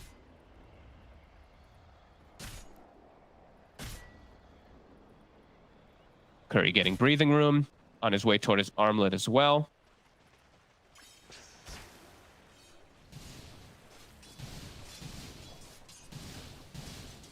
Yeah, Tipek, I mean, he's, as a spider, I guess, just not going to leave this half of the map ever, really. Just setting it fully in the jungle of the Viking When he has side. Orchid, he can swing. I think when he has Orchid, he can look to start swinging mid, because he does have max webs, so he can place a nice transfer over there. But for the most part, yeah, just stay top. Continue to pressure this tier 2 force reactions. The tower is at less than half HP, so if they do neglect it even for a couple of seconds, it will go down to this Brood.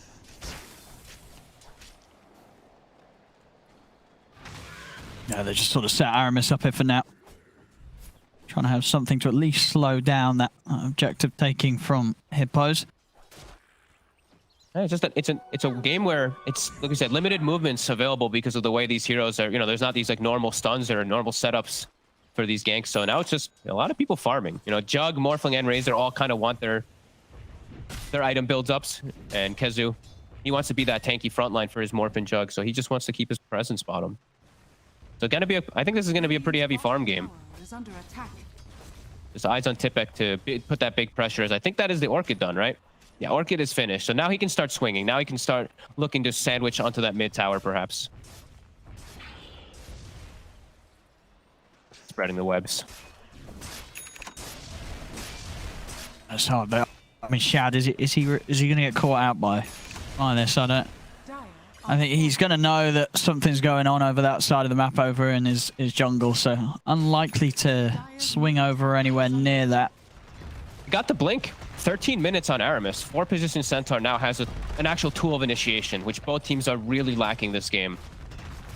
But Hippos, they'll be able to swing into that mid tower before the blink does come out. And now perhaps claim just more control of that dire jungle. Boom, or Vikingg does have solutions, at least for the Orchid in a way, right? Ghost Scepter's already done on Boom, so he shouldn't die instantly from it. They're building toward Manta onto the Jug, and they're building toward BKB on Razor. So all 3 cores will be covered in some points soon versus that Orchid. But Hippos, with all the minus armor, they're going to just sneak into Rush. It's going to die fast. I don't know if Viking's going to make it. No, they're smoked up, Vikingg, but man, they're not going to get it soon enough. This is one for the Hippos. As Aegis now, Manboss, and turn of the silence onto Kezu, but Kezu is speedy. They have got the kisses coming out. Kezu's already away. They'll turn towards Celery instead. So if they can bring him down, not quite. As okay, yes they can. Manboss there with a snipe to finish it off. Power shot will get the job done. And who took it? It was Manboss, right? Yeah. So the Wind Ranger actually has some good protection to be able to farm next item. Maelstrom's online. Not too bad for Hippos.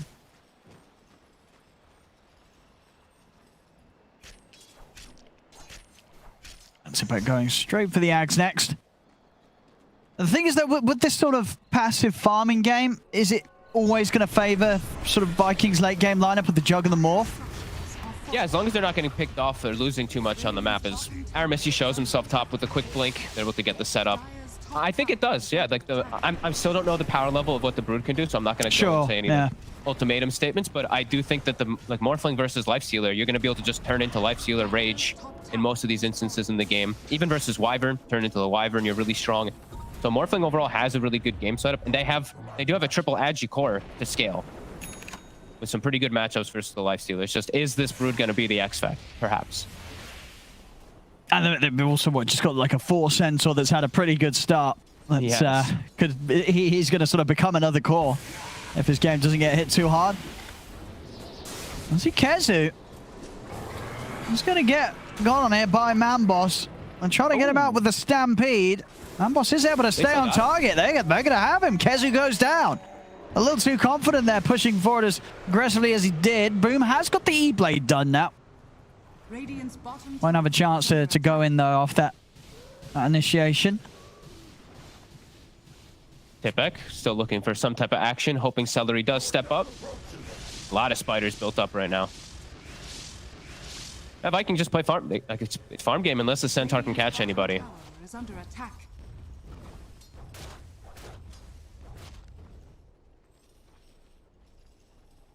Curry.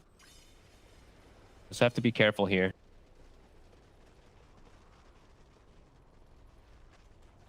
See if they can get the jump on him, Corey. How quick is he on the rage? Quick enough. He's quick enough. Nicely done there by Corey.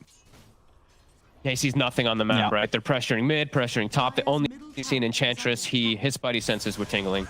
It's now mid. Manboss will start working on it. Kezu will slow it down, but Kezu, he's still got time till BKB. They still have a lot of time till Jug has Manta, so this is some great opportunity for Hippomaniacs to apply this pressure, dominate the map.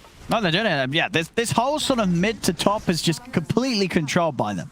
And the whole of this jungle is not somewhere that Vikingg can ever really head into. The Hippomaniacs have just complete control of it. Yeah, until they have, like we said, like those key items. BKB Razor, Manta Jug, they don't really want, I don't think they can contest even versus the 5-man right now of Hippomaniacs.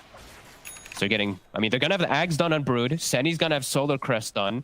Starting to get some big items out on the Hippomaniacs.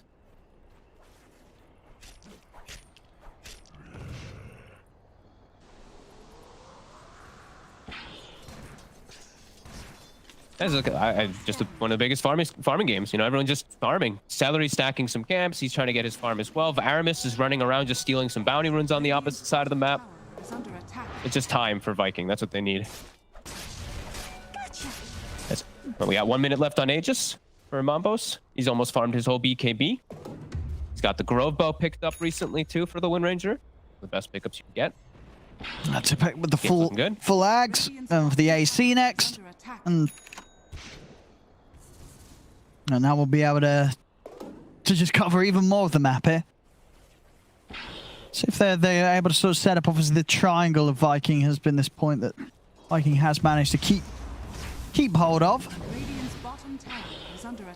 Vikingg doesn't want to fight just yet. They're very close to those items. The E-Blade's done, but the BKB and the Manta still not at the ready. So once they have those, then perhaps they look to battle. Hippomaniacs, they're going to force a move, though. Force some type of reaction, at least. Start tapping top. They still have 30 seconds on Aegis. And this tower's going to start dying quick with Well, these this is 19 minutes in. Hitting onto the high ground here, Hippos. Aramis is going to look for the jump in. Again, Curry quick with the rage. Aramis has to step back.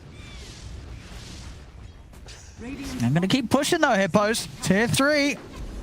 It's about to go down. Boom tries to go over the E-Blade, but again, not going to follow up on it.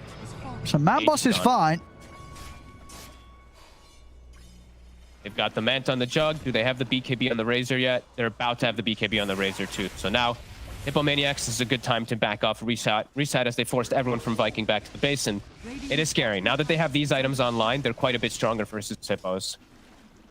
And Hippos have still got the tier 1 and tier 2 to take down bottom. Now they can look to fall back for that. Wait until Tipak has his AC for the next fight. Because Vikingg, as you say, they want to look for a fight now that they've hit these timings. They're ready to come out with a smoke and see if they can get the jump here. Oh, also, Boom did find the Nether Shawl. Every time, man. Morphlings always find Nether Shawl, but he's got the E-Blade Nether Shawl. So his pop, it's going to be strong if he gets on the targets. Like, Mabos doesn't have BKB yet, so this Wind Ranger is still very susceptible to dying. Oh. Senny will be the target. Yeah. I mean, okay. It's taken them a lot of work to take him down. Now the curse. He will fall, but they'll be able to set upon the celery in return for that. So they'll get a trade kill. Look at top, too. The Dipek's trying to go for Shad. I mean, he is, yeah, bullying this Jug. Backup has to come in, and he's away. He's away. Oh. With Mambos, he has BKB, so now he's safer to actually look for these aggressive plays. He doesn't He have can to worry commit. just about just popping to Morphling. Yeah, he can commit onto Kezu. Oh, Kezu's he's away. He's safe. Well, so we did have some trivia there. How many spiderlings have been killed this game? By heroes or by creeps? I think by anything, just spiderling by deaths. anything? Probably by There's been creeps. that many, right? By heroes. I'm going to say By like heroes. 10? I don't think I've seen that many die. I'm going to say 0. I don't think anyone's fussed around with him since he's at level 6. I think 0. Ah, 24. Okay. 24. Razor's cleared up a few. All right. Hippo to the 4K lead. They're getting so much more. I mean, they are. Vikings trapped in their base. Boom can't go out. Look at Tipek's farm. Oh, he's got he's 13k net worth nearly on the spider. And now he's changed the build. He's like, all right, we're not actually having to worry about, I don't know. Oh, hey, He okay. just wants catch for Morphling whenever he makes a step out, because Morphling's going to have no way to protect versus that for a very long time. All right. Sure. They're getting so much out of the map. Like, That's wait for it. that next Roche. What are some of the late talents now for the Brood, as we were just seeing? Do you take the attack damage or the health, do you think, at 20? Not sure. Maybe the attack damage, honestly. He's already tanky now. Honestly, yeah, because you haven't lost too many spiders this game, I feel. You know, he's... 18's a lot of damage. Oh! He's getting burst. Is he dead? Is he going to live? He's going to live. He's going to turn. He's going to kill Aramis. They didn't quite have enough burst to bring him down, and now they've got to run. They've got to get out of it. I couldn't quite kill him. They tried to commit, but obviously could get the last few punches in on him whilst he was E-bladed. And they didn't have enough magical burst to make the most use of the E-blade to actually kill him whilst he was. And that's without, he doesn't even need I mean, he's only level 16, but the 400 health talent, then he doesn't need it. Chad? There we go. Chad. Again, he's just having to step back. He's not ready to fight them at all. The link on Curry. On Zip in, trying to burst Manboss again. It's just not quite enough damage from this nuke. It comes out from Boom. Nice patience from Mambos, holding the BKB too. Now he's healed, reset. Does have to be careful of the next go. That next E-Blade's up in 5 seconds. He could just die to it if he doesn't BKB. Just has to be a little cautious. Celery will reclaim that bottom outpost. And he has actually a Solar Crest done on the Enchantress too. So Celery's been quietly farming on the sidelines. Yeah, Vikingg just, they just need time. They can hold on.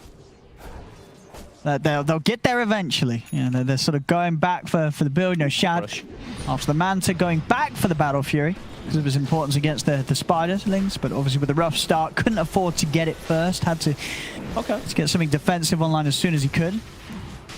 With the Manta. I think they know they need quite a bit more time as Hippomaniacs, with all this map control, they're just going to keep getting Roshans. They're going to keep getting shards. Who's going to take this one? Give it to the Wind Ranger for now. I think they're probably deciding who they actually want to give it to. They don't really have... They got any great shards? The greatest ones. Not really. Like, they're all kind of... I mean, I like the Snapfire one. Dude, the Brood one sounds pretty good. Makes it AoE and makes the miss chance 80% instead of 40%. That sounds pretty good. But it's dispellable with BKBs, Mantas, etc. Sure. Yeah, okay. Yeah, I guess. Maybe he still takes it. They're actually looking for a play Senny. Oh, look at the curse out. And Senny's going to be able to get away. A beautiful curse from Muff allows him to turn around, take him out. Boom's got to step back there in with the Omni Slash. It's not enough damage to take anybody down. Tipek's ready to turn and just fight back into Shad. The Blade Fury comes out. Shad's got to run. Kezu pops the BKBs on the retreat, but Manboss in with a focus fire takes down Kezu. Senny will fall, but they've lost 2 heroes for her. Now Boom's got to run. That's Boom. He's going back in with the range. He's crazy. He tries to take down the Winter Wyvern, did not have enough damage. The silence is out. Boom. Going to take a lot of damage here. They've got him. He's dead. He dies for his attempt there to take down the Wyvern. Tip's coming out onto Boom. Hippos, they're going to start him back onto the racks. Boom's brought back as Aramis jumps in. They'll find the Who's but they got the burst. They don't. Curry's got the rage. Boom. He went into this. He has to use the E-Blade here to protect himself. Aramis getting taken down low by Curry and Tipek. This Aramis gone. Boom turns with another stun to push back Tipek. Curry able to walk out. Tipek, he's got the spider right about. Is he out in time? He's not. They will kill the spider. Finally able to take down Tipek.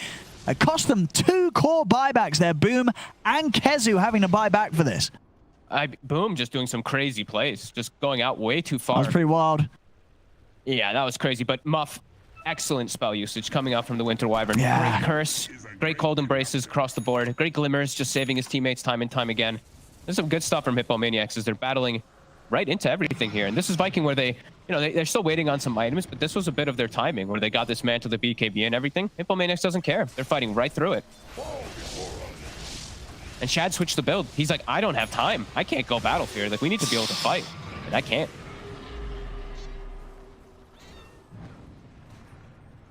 Yeah, MKB. Okay. I mean, the spiders are still going to be a nuisance. Yep. Boom. He doesn't get the strength for him. Have they got the damage? Aramis. Boom. He's able to get out. He tries to turn burst down Manboss, but again, so many times I feel like we've seen the E-Blade combo. It's just not quite done it. It's bringing them low, but it's just not getting the kills. And Boom could have just died there. Like, Aramis saved his life with that stun. That was really close. As Curry back up on the high ground. Aramis can't connect with the stun, and now Aramis might just die. Oh, he's gone.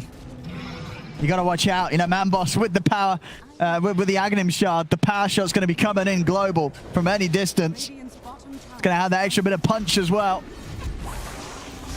As this is the ranks going down. Hippomaniacs. Oh, okay, not yet. Not yet. Fortification. But they're back in and they've got it. The race goes down. Boom tries to get in. It's not going to be able to do anything about Curry. Curry walks away with rage. They take the melee racks as Hippomaniacs 13-11, 9k lead. This is the best we've seen Hippomaniacs in the 2 seasons we've had them there. This is top stuff from them, and with just a draft that's just completely different from what you'd expect any other team to be playing right now. It is working so brilliantly. The Brood, it couldn't be any better here for Hippos.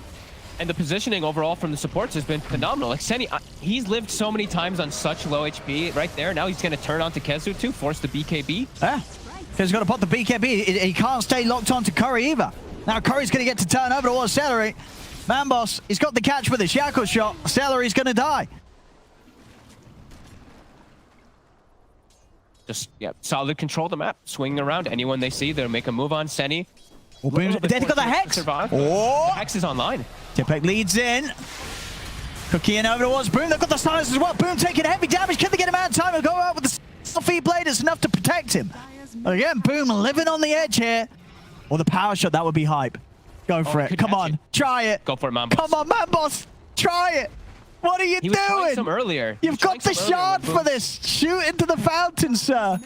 Oh, let down. Oh. Absolute He was doing some letdown. earlier too. Yeah, he was. Doing some power shots. Where's the power shot? Come on. To be low, but Shoot it into the fountain. Would have been a kill. another Rex. Middle barracks has fallen. Vikingg just has to watch this one. They do. They do indeed. Two melee racks down Kezu? against him. Kezu. He's got the BKB's link. cooldown. He's going to be all right. Tippek might. Does Tippek want to go in on this? No, they've got the high ground at the moment, Vikingg.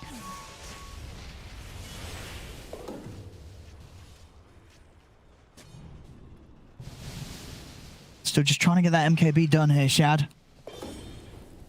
So he can have a chance of fighting back. Not going to be easy. Hippomaniacs, 3 cores in the lead. Well, the Manta now finished on Boom, so Boom at least having something to keep himself a bit safer. And just having to rely on the E-Blade alone. Yeah. They need to get onto these backline heroes, though. The Snapfire and the Wyvern are just—it's too much damage that they're causing. Just honestly, with just these Glimmer Capes, like it's saving targets so many times. Same thing with Muffs, just with his curses. They have to find this Wyvern at the start of the fight, and then try to swing around and catch these others. They're just—yeah, it's too problematic for them. And Vikingg just still farming for more items. This is what happens like triple Agi cores. They're unable to actually make space too well for each other, even though Kezu, you know, Razor's a little bit different of a core. He's done what he can this game, but he just can't cover everything, especially not versus this brood pressure.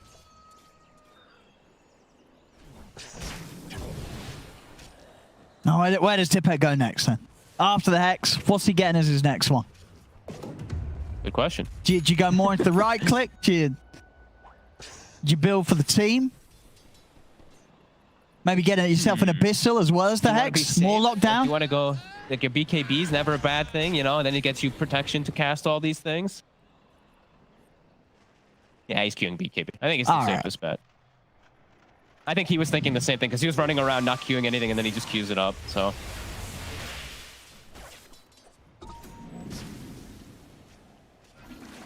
Vikingg is getting some time to catch back up. We see the gold slightly dipping down. Same thing for experience. Shad does have some breathing room to finish up MKB. He's got the Elven Tunic from the neutral item, and he's gonna have the Shard, so easier ways to clean spiders. Now he can actually just spin on top of them and probably just kill them soon, especially when he hits level 20. Isn't level 20? Level 20 is going to be big. Yeah, the talent's going to be needed. I'm a little surprised that he didn't end up sticking to trying to slot in either a Battle Fury or like a Maelstrom Mione, because obviously they're so brilliant against it. But I guess it would have been awkward buying that as a later item in the build, so yeah, choosing to sort of skip them completely.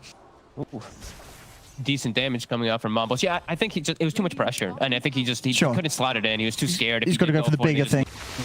Yeah, he looks silly. Like if they just end the game with Manta Battle Fury and he gets it and the game's over, it's like, wow, great. And he's got to have the items to give him that single target damage to be able to challenge like Curry and Tippek's heroes directly. Yeah, and then at least with MKB, he can just ult the Wind Ranger, right? Like that Wind Run's not going to be that big of a problem. He has ways to actually kill these targets if he's able to isolate them. Yeah, Vikingg getting space, getting breathing room right now. As you said, the graph is going to be starting to shift back into the direction, at least, of Vikingg. Still a way to go, though. Long Roche spawn, though. That's pretty. I would say that's more fortunate for Vikingg quite heavily. For sure. Hippos has been very, very good when they do have that Aegis and Cheese about pressuring and going for that Rax advantage, as they do have these two right now. So yeah, Vikingg, they're chilling. Kezu now has his Hyperstone and a Plate Mail on his way toward his AC. They're starting to get some big items. Anything big on the supports coming up? See, Seller's only got his Force. Senny's going to be going for the Ags next on Snapfire. Celery's got pretty much all he needs. Aramis has some interesting build, right? Blink, Force Staff, Veil, and then he's got the Ceremonial Robe. Speaking of Aramis, Force Staff will guard him. Okay, I mean, I have never seen a Centaur with Veil, but you know what? Sure, any extra damage. This mana region's cool too. Why not?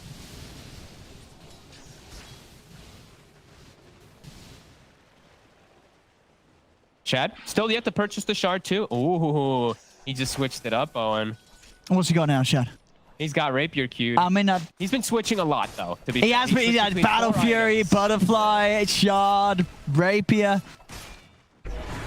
I mean, I don't know if they're in Rapier territory. I want to see it. But, you know, as we were saying, with the game sort of slowing down, like Vikingg, if they can keep the game like this and keep farming, they'll probably hold out and manage to win it.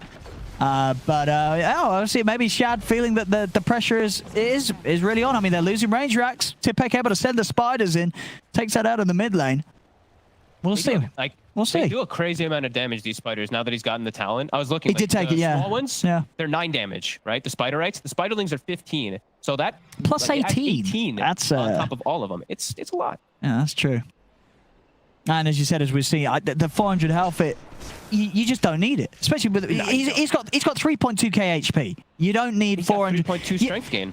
Exactly. Yeah. If you've got this much HP and you have a spell that gives you lifesteal, if you're needing to take the plus 400 HP talent, you're probably just losing the game, right? You know, like you're not going to be in a situation where you need that 400 on top of 3200 HP. No, not with the start he's had. If he was under pressure, if he was having like sure, if he was having a bad game, then it's totally different. But at this point, I mean, because it's level 20 talent as well, as you said, the spider's attack damage is going to be insane for, as we're seeing, sort of just the rat potential. Yep. Roche, it does spawn. It's that long spawn. It was 2 minutes and a half for it to come up, and now they've got it. Hippomaniacs, they'll be able to get it again. Who's taking the Ags? Who'd you give it to? Probably the Wind Ranger. Yeah, no. Wind Ranger Yeah, sure. give it a Wind Ranger, yeah. Yep.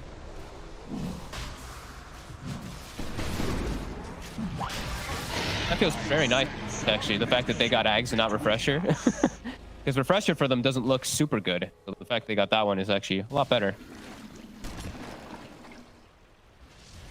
Boom. Trying to get his... He had Scotty Q'd. He's going BKB, trying to protect himself. And with that shift, you know, gold... We did see, you know, Vikingg was getting space on the map. The gold shifts so much because of free Aghanims. So that's why it jumps up in that crazy amount. Yeah, and Shad, unfortunately, is not going for the rapier. I think fortunately, maybe. Unfortunately, for that, yes. Yeah, it would have been a little unnecessary, as much as we would have loved to see it. Celery. Easy pick off from Ambos. We'll see it mid. Damage is no joke either. I'm going for Shad. Have they got enough damage? They don't. Shad's fine. He's fine. He's able to get out. These 3 cores, Wind Ranger, Brood, and Lifestealer are getting quite big, though. Even though Vikingg, they're getting the space, as we were saying. They're getting these items on long. Like Kezu has Blink and AC. Boom almost has the BKB done. Still kind of scary. It's going to be a hell of a battle when it all kicks off. And the supports overall from Hippomaniacs, they've done way more than Vikingg supports. So, oh, look at this man. Just seeing stuff like this, Mambos easy kill. Getting all these kills. He's got so much money. I mean, does he need the? Oh yeah, he's going to commit for the Shadow Blade. Oh no, he's not. No, he's not. No, he's changing his mind. Daedalus. I was going to say, what would necessarily the Shadow Blade be doing for him in this game? Just catch this with push. Yeah. Okay, just for the surprise. Yeah. Because I think he's starting to feel that Vikingg might never actually be able to fight. Like, they're getting farm on their cores, but what's their actual team fight in comparison to Hippos? It's just not really been there. It's only Aramis. He's the team fight. It's the Centaur.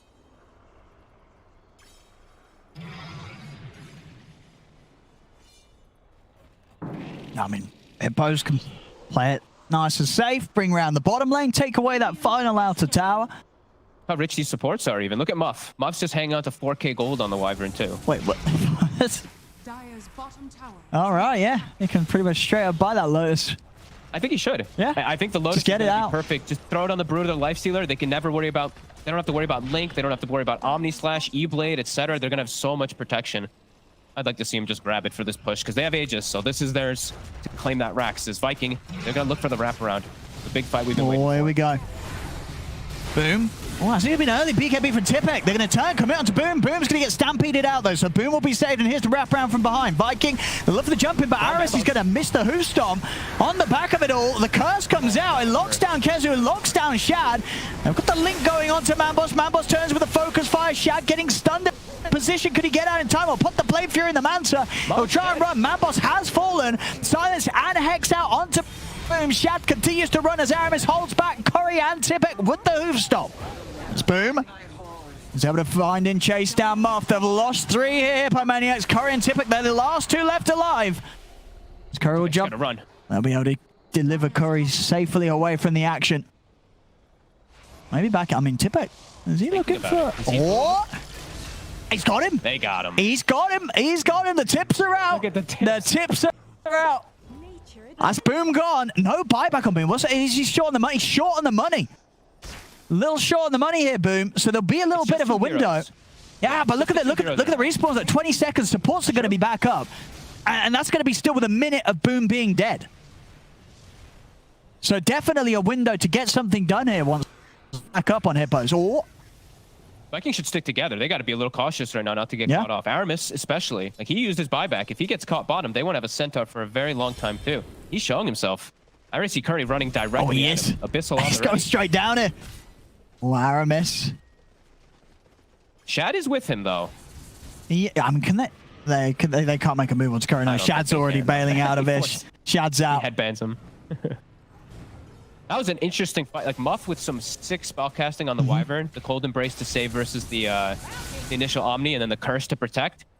But then I think Mambos maybe was not expecting the damage coming through from the Jug, the spin. He actually ran along the spin and just got hit a couple times from the damage and just a couple of the MKB procs. He just died.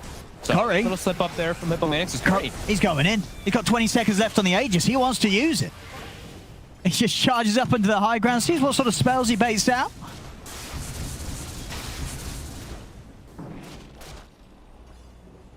So much gold on Hippomaniacs. There's 4,600 on Kearney, 4,800 on Muff.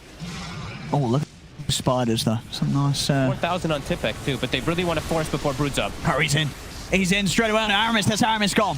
No buyback available on Aramis. Still on cooldown. Boom's back up, and Hippos, they don't have the Aegis anymore. Centaur's, it's such a big part of the Viking team fight. Like, they don't really have any stuns or control without him.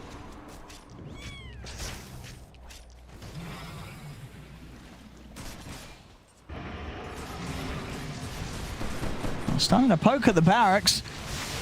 And Curry wants to go in for this. Boom, he's going to commit straight away. Looking for the backlines. Kezu jumps in. They take down Muff, immediately eliminating the potential of a curse coming in this fight. Seni cookies in, but the damage from the Blade Fury is too much. As Seni goes down as well. Omni slash over towards Mambos. Mambos trying to retreat with the help of Tipek. But Mambos will turn for the Shackle shot. Mambos still firing back, but he'll fall. Double kill for Kezu. Shad pots the Manta. Shad, he's able to keep himself alive. He's running. Tipek and Curry, they're trying to chase, but Shad gets out of there. Boom comes over from the side. Muff has come back in with the buyback. Curry in trouble. The curse from Muff comes back, holds down Vikingg. Kezu in trouble as he's getting pelted by Celery, and Boom will still live. Shad gets found by Tipek as Shad's out. He has got a buyback. Boom was able to move in and finish off Muff, but now Boom, he's going to be hunted in Mambos.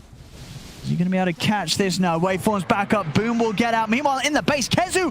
Oh, he's going to pop. The spawn Spider League damage, it was enough. They've taken out Kezu. They're trying to kill Tipek, but they've got the lockdown. As Boom, he's got to run. He's been silenced. He's going to fall as well. A double kill for Tipek. And the rest. When Tipek's buying back. As Curry, they turn over towards the Enchantress. Aramis tries to jump in, but he gets ripped apart. Celery's falling low. Shad trying to fight against this with the help of Boom. They're going over towards Mambos. Boom. He's not going to be able to control him, though. Mambos able to get the blink out to safety. They turn with the E-Blade over towards Curry, but Curry's into the creep, and he's away. He might want to get back in, Curry. He's looking at this. He's looking towards Boom. Boom. He's going to actually go down aggressively to the low ground. Spiders are on tier 4. He's able to get the shackles down. They've got the Hex, the Silence. Boom's in trouble. He needs help, and he needs it now. They're in with the Abyssal. Boom. Is he going to be able to get out? He is. Waveform out to the side. He's running. As Tipek turns up towards Shad, Celery back in action. At the bottom racks now going down. Hippomaniacs on the verge of claiming the Mega Creeps. Celery trying to cause some sort of a distraction, but it's not going to work as Hippos, they take down the racks. They're onto the tier 4s. As Shad's trying to hold. He's getting bashed, Celery. Look at Curry. Glimmer Cape getting Curry out, and they're going to be able to turn it. Boom, Boom. Waveforms in. Gets hexed. Boom's down. Can Shad and Aramis hold this? I don't think they can. Curry takes down Celery. Aramis will fall as they're running out of buybacks. Vikingg. GG is called as Hippomaniacs take game 2. Damn. Some really nice spellcasting coming out from Hippomaniacs. This game had some really clever drafting with this Brood. Lifestealer Curry versus a Razor ends 4-0-12 somehow. That's pretty impressive, but just spellcasting in general. Muff, this Wyvern, my God, these curses, these Cold Embrace, clutch. Mambos, dude, this guy's a hot Wind Ranger player. These shackles were super good. throughout the entirety of the game. Yeah. I loved this actually from Hippomaniacs. This is- The way that they knew their timings, they constricted the map. They kept like forcing Vikingg back. I think they realized at some point pretty quick in the game that it's a triple agi core from Vikingg that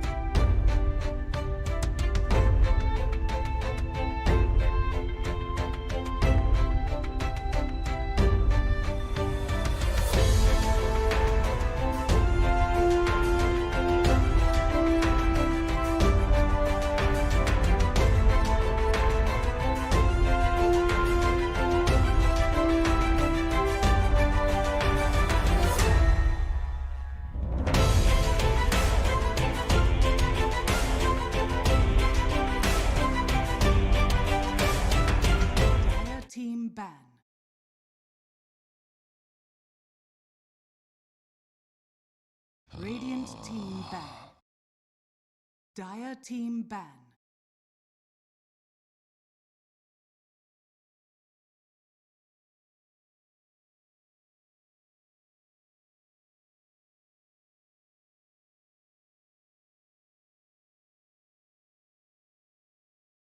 Radiant team ban.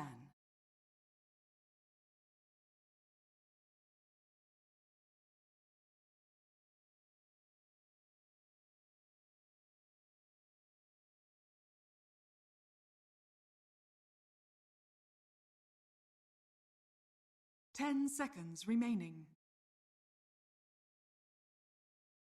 5 seconds remaining.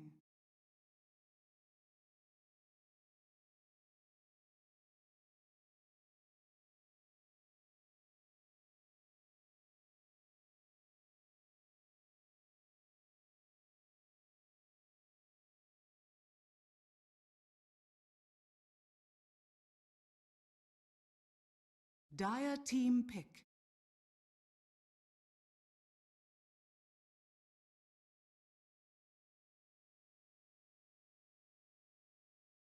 Radiant team pick. Even, even the buffer doesn't really know what to do when Hippomaniacs wins a game, but we're about to find out what Hippomaniacs going to do when they win. I'm betting that they are on a high, and they're going to translate that into some in-game power. The Brood is still in, and let me remind you, well, it was fourth pick previous game, but is it good enough to make it first phase? Because how do you really counter this Brood? Because it's no longer your typical counters that you used to have with like the AoE stuffs.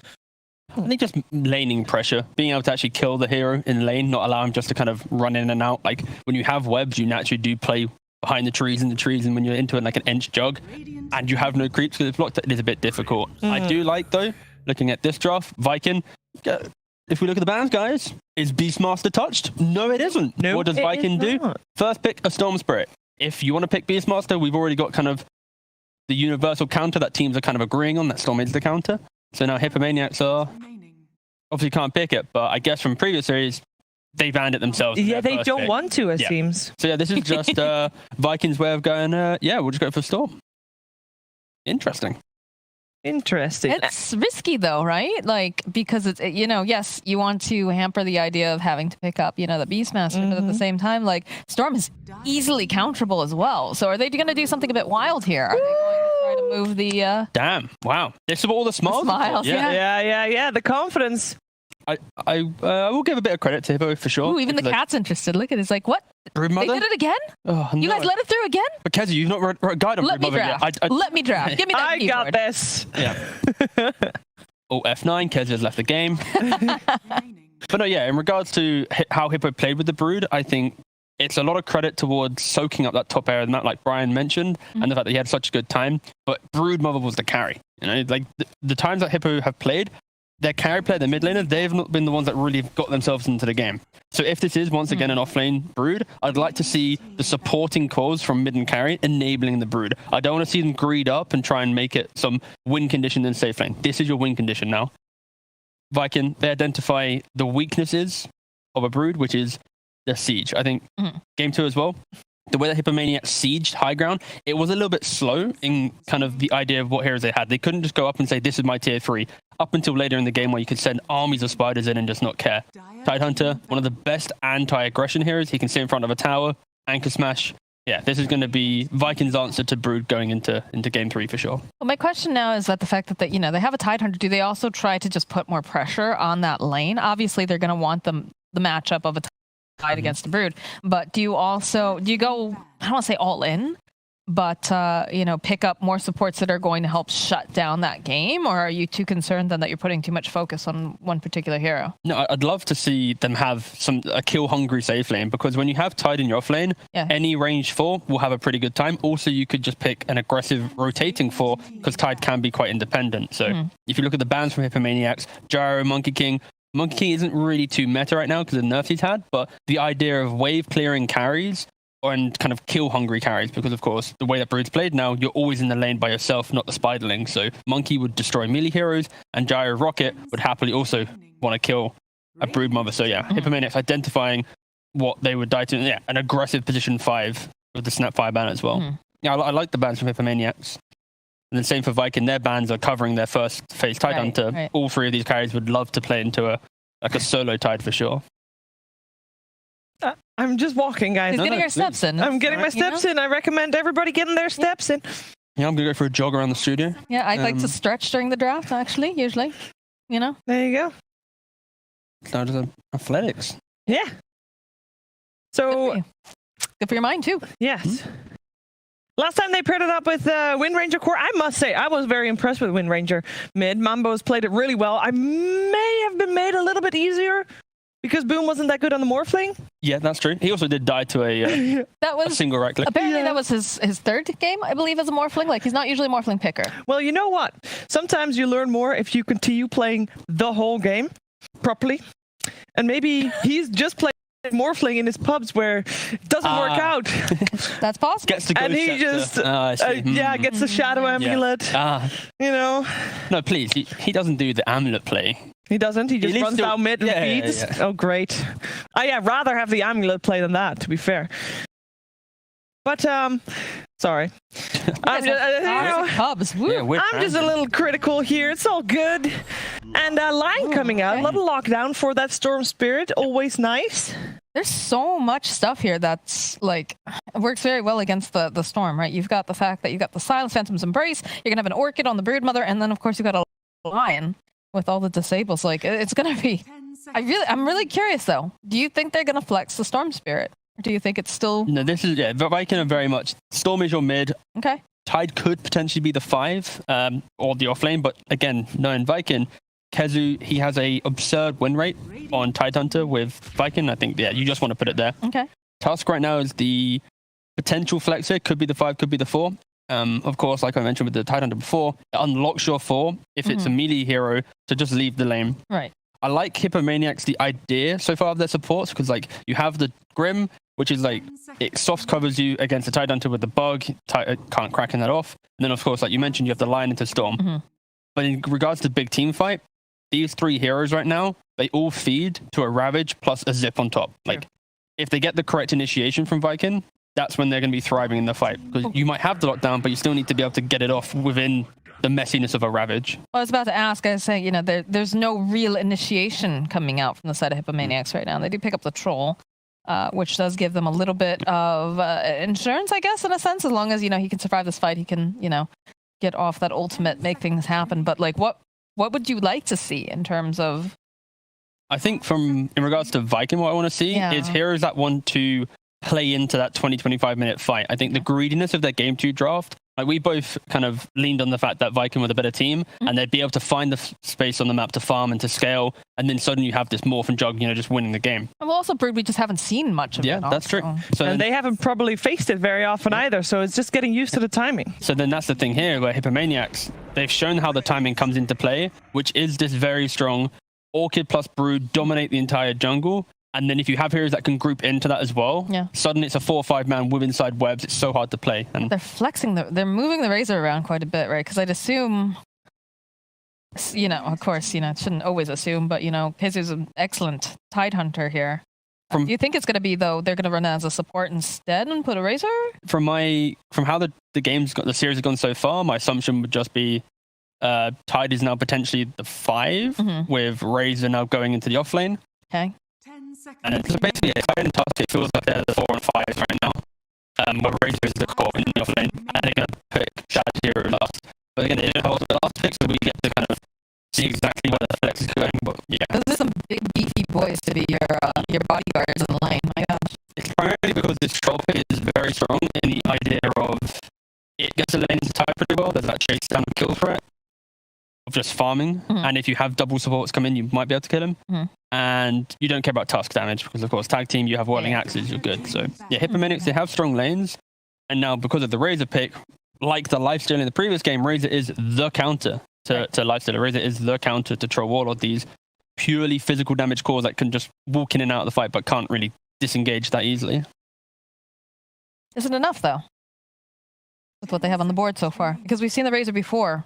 And it really depends on what's happening with this Tide and Tusk, because I think if it's like some carry Razor, it could be kind of cool. Okay. Where like you're able to run down the Brood in lane because Brood's a melee hero, can't really disconnect the link. Then suddenly you have this like 5 Tusk playing into it. So I think actually that scenario sounds best. Okay. But I'm scared that it's going to be some janky Razor off lane again. Suddenly you've got this Tide support, and yeah, I'm worried that's the scenario Viking are leaning towards. No, we're about to find out anyway. Yeah.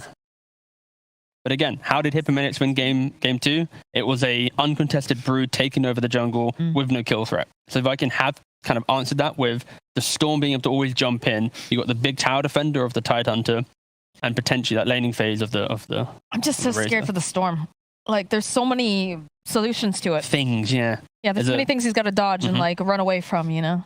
Yeah, so you got the Lion with Earthspike and Hex. You got the Orchid Rush from Brood again. Yeah, it's gonna be. You're gonna have a defensive style Storm. Maybe the Kaya Sanj could be an option, or just a quick Orchid BKB is the alternative. And who is he going to face? He doesn't even know that yet. That's true. They have last pick. Yeah. I think Well, let's see. Viking needs to pick the hero to unflex everything because here we go. Disruptor. They got Disruptor. So Okay. yeah, in that case, it is just going to be the carry Razor. All right. Nice. Okay, this is the best scenario that played out. I'm happy Viking lent this way because if they went too janky, then kind of feels like the same as game 2. I mean, that was an interesting pickup with the Centaur being positioned forward with a Veil. That's not something you see every day. No. And once again, Hippomaniacs have barely any time left here.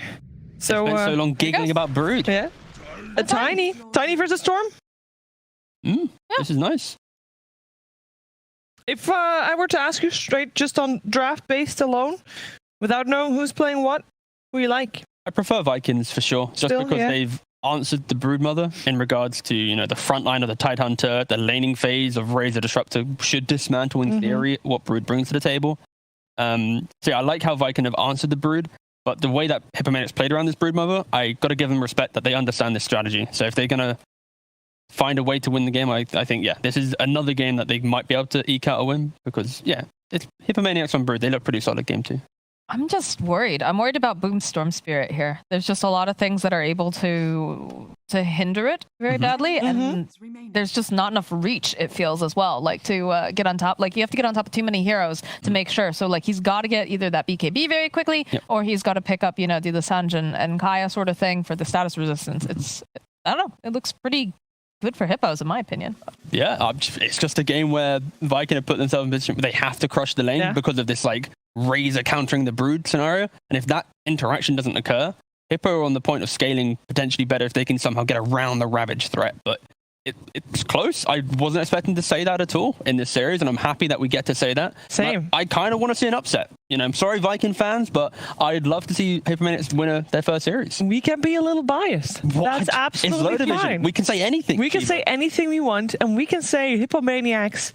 I think they got it this time. Maybe they're the team that put Brood back on the menu for everybody. We're gonna find out though. It is game 3 around the corner. Will they take their first series? Their first series. They could do it. We're finding together with ODPixel and Fog. Let's find out indeed, Shivas. We'll see this deciding game 3 now between Hippomaniacs and Vikingg. GG. Fog, the Brood, it's out again.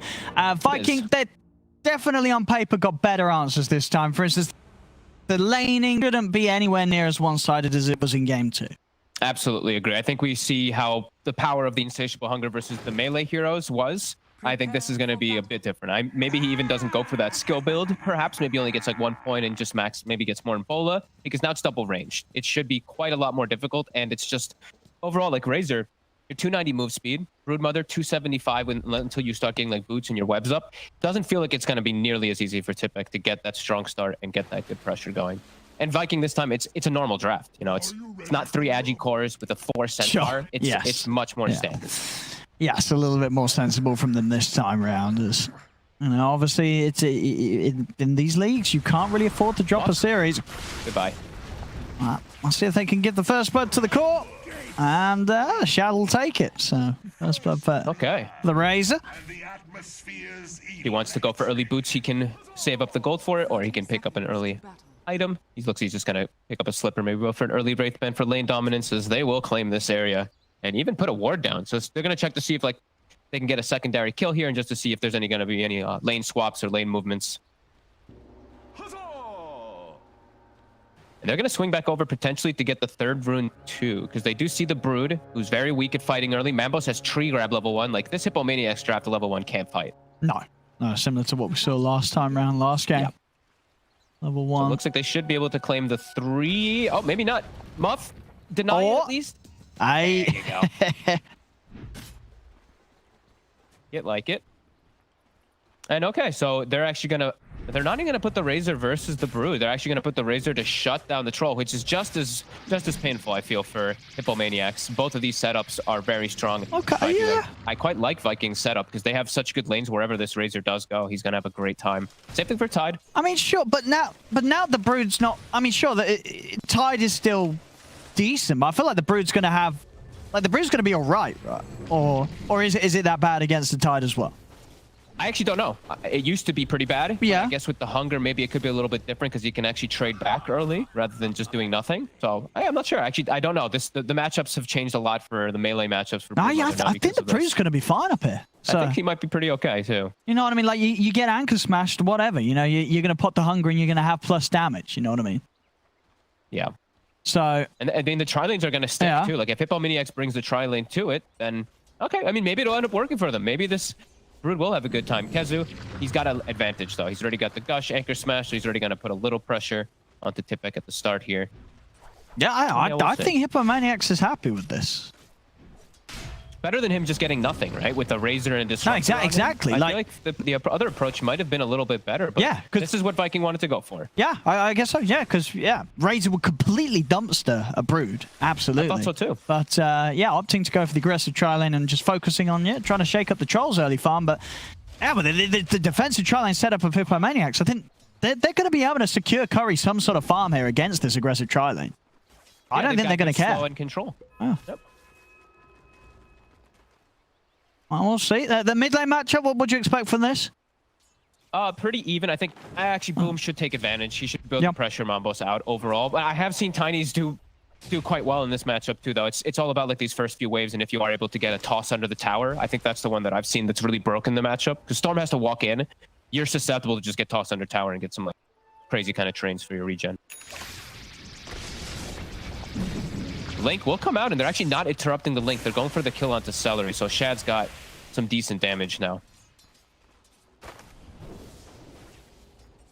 I've got to watch out when the level 2s are here for both teams. That's just when we might see a attempt for a life being made.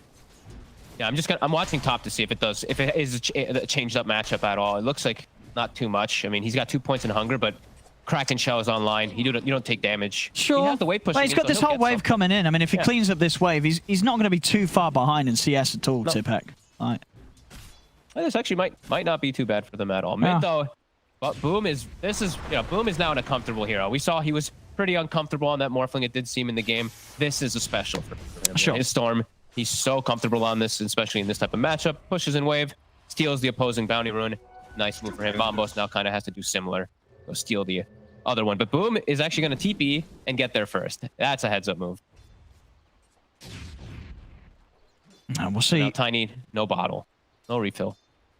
That's kind of feels bad there for Mambos. And now at least, and it is a game though where Boom's going to have to be pretty hot on his movements, right? They've got ways to catch the Storm. You know, it's not going to be easy for Boom to just jump in and jump out without being caught out by one of these stuns or silences from the supports. No, absolutely not. There's a lot of different forms of control. Even like the Root, I don't know. I'm waiting to see what build the Troll will go for later on. I've seen some players actually putting more points in the Berserker Rage when you're playing versus a Storm or any type of mobility core. I think we saw that at the Major. It was really interesting when I saw people doing that.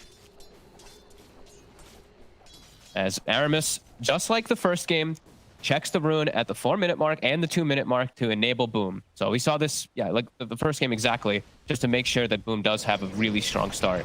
So that's going to be really nice. And bottom, Celery steps up a bit far. 30 will have his damage drained. Yeah, he's not going to mind losing a bit of damage for getting involved in early action. He lost all his damage, but at least he has axes. So let's see if he can actually get any last hits here. Ooh, he actually doesn't use them. Or mid. Yeah.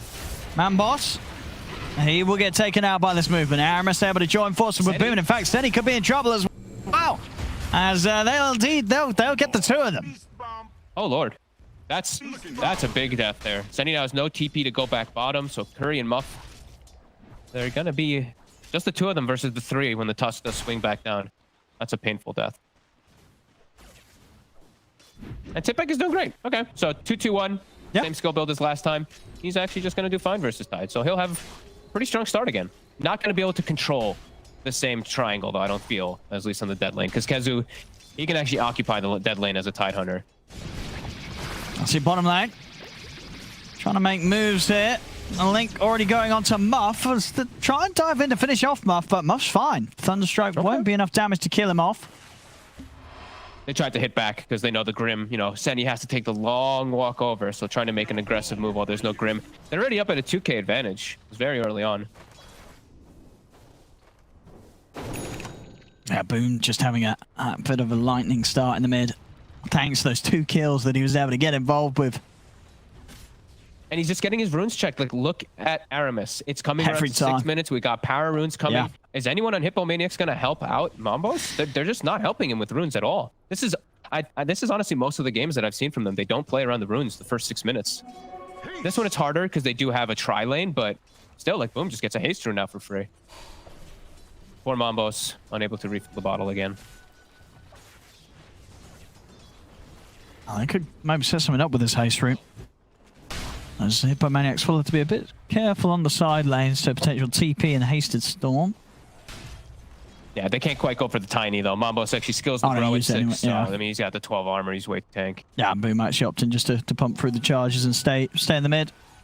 Yeah. Keep He got farming. the catapult down, and they still have theirs, so he can actually apply some pressure onto tower. Aramis is going to play in the area too. Radiant's middle tower is under attack.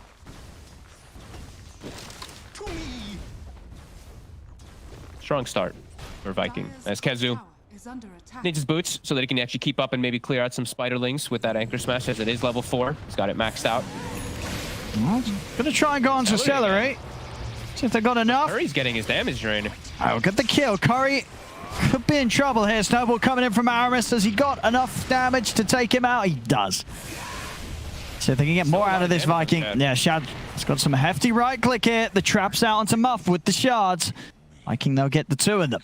This will only hurt forever. This troll is going to have a very slow start in this game. Very slow recovery, as this tri lane, it has worked. They give the Brood the space with the Tide top, but Vikingg just wanted to really cripple the poor troll, and it's working.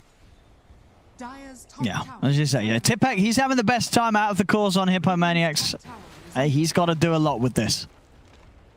And it's a little bit tougher for him this time around too, right? Like, his Orchid isn't going to be as impactful in this game. Sure, versus Storm, fantastic, but versus like the Razor and the Tide, it's not as effective. While last game, the Orchid felt amazing because the Jug was so crippled. The Morphling mid was susceptible to it. Like, everyone was pretty susceptible to that Orchid pickup. This time it doesn't feel like it as much if he opts for it. And he does queue it up just now. So versus Boom, like we said, he can get some decent plays, but look at Boom, another rune. Like, Aramis is just getting him every power rune. It's a regen this time around, and they've got more vision on the spider. Out there ready to try and hunt down Tipek. Here we go with the zip. Are they going to continue to chase? They are. They've got the gush down upon him. They've got the control. Boom drags him back with a vortex as Tipek will fall. Ravage actually being committed as well there by Kezu. Not leaving it up to any chances for Tipek to escape. So the kill will be secured. Yeah, Boom saw the regen. They could have maybe saved the Ravage, but whatever. Kezu just wants to use it there for the kill. Boom, he's got his whole regen going. He's going to clear out the jungle next to Aramis, who is level 5.5 on this Tusk from checking runes. Part of every single kill. Great stuff from Aramis this game. Start up to a 3k gold advantage already for Vikingg. Getting a little bit out of hand quite quickly this game. As we saw in the last game 2, 10 minutes in, I think it was pretty much even. Hippomaniacs had a solid start in that win that they were able to do. Fairy. Of course, they got Storm this game. They'll get the Fairy Trinket for him this time, just like he got it on the Beastmaster last time. So Boom, a completely different game than we saw in his Morphling. He's going to be quite massive. His Orchid's almost done. 250 gold, and he's got a stack. Actually, 2 stacks. So he's going to have this Orchid finished around that 10-minute mark. And Troll has nothing. Tiny. Tanky. So Tiny might survive the ganks, but everyone else, everybody on the entire map of Hippomaniacs is gonna be susceptible. They're gonna have to play together as soon as that Orchid comes out. Muffa's saying he's trying to maybe set up if Boom comes back towards the mid, but Boom, he's up top. He's ready for another move on to Tipek. Him, Aramis, and Kezu doing it again, taking down Tipek in the exact same area. As they're certainly showing that this time round, they've got the heroes to deal with Tipek. It's not like last game where they just sort of had to ignore the Brood's position on the map. They can go bring the fight straight to him every time. Yeah. Muff and Mambos. They have the damage. Or Snowball. That's enough to buy time for Boom to zip out. Now backup's in. Kezu's come across. He's going to turn towards Mambos. Mambos taking heavy damage here from the tag team as they'll glimpse him back, and Mambos will get taken out by a final anchor smash there from Kezu. They will lose Aramis, but still getting the cause and building their advantage even more here, Vikingg. Another power rune. He's gotten every single rune on Boom. I think he got all 4 water runes. He got every single power rune. He got multiple bounty runes as well. Like, everything's just been set up perfectly for him. And the thing about the Brood this game that I do have to attribute as Vikingg is they have so many vision heroes that can just get a sight of him, right? The Snowball gives you vision if you even get a second on him. Disruptor with just your Q. Storm can hunt him constantly. Plasma Field from Razor. So Tipek, he knows that this ward is here. He will take it out, but he's died twice to it already. Yeah, so hard for him to hide this game. Dire's top tower is under attack. And Boom, like we said, if he just gets every power rune like this, he's always full mana, so always has a presence on the map looking for plays. And Shad, during the entirety of all this, like everyone was moving around, the Disruptor and the Tusk, he's not even pressured. The Troll has to jungle completely because he can't lane versus Razor. So Vikingg has so much freedom around the map right now to kind of force Hippo into this weird position where they can't do anything. Everyone now just jungling, trying to catch up. They need Mambos' blink to really feel like they can do anything, it feels, on Hippos. Radiant's bottom tower is under attack. And on Vikingg, Kezu very close to his blink. Also have that That's gonna be so early. Strong counter jump. It's going to make it very hard for Hippos to really think about making any sort of play. If Kezu's waiting in the wings, ready to jump in. Mambos is stepping up far. Celery's got the glimpse. We'll see. They'll grab him. Orchid comes in. Boom. He's able to make it out to the side. Static Storm making it hard for them to push on any further, Vikingg, but they've got the burst. Hippomaniacs able to wrap around, and with the finger, they'll take down Boom. So if Kezu and Celery can finish on Mambos, they will be able to. Aramis comes in from the side. So, I mean, a 1-for-1, and Boom getting taken out after the incredible start that he's had. So something to be found there for Hippos. Yeah, and Tipek takes the top tower, and a little bit of slight mana miscalculation, I think, from Celery. He used his nuke, then he used his glimpse, and he used kinetic, and he's actually like 5 mana short of the Static Storm on the initial go. So Static Storm kind of whiffs. He's able to get out of it, and they get the control on the Storm. Nice play from Hippos getting... They need to get anything they can in this game right now, as Curry's going to continue struggling with this Razor down here. And yeah, Vikingg, it's like anytime the team fights do kick off, I don't see how Hippos can like ever take a team fight. They have to like erase 2 heroes before they can ever take a big fight versus Vikingg. There's a Ravage, there's a Static Storm. Oh, they're going for Tipek again. Whoa. Glimpse back, straight on top of Boom and Kezu. Tipek's gone.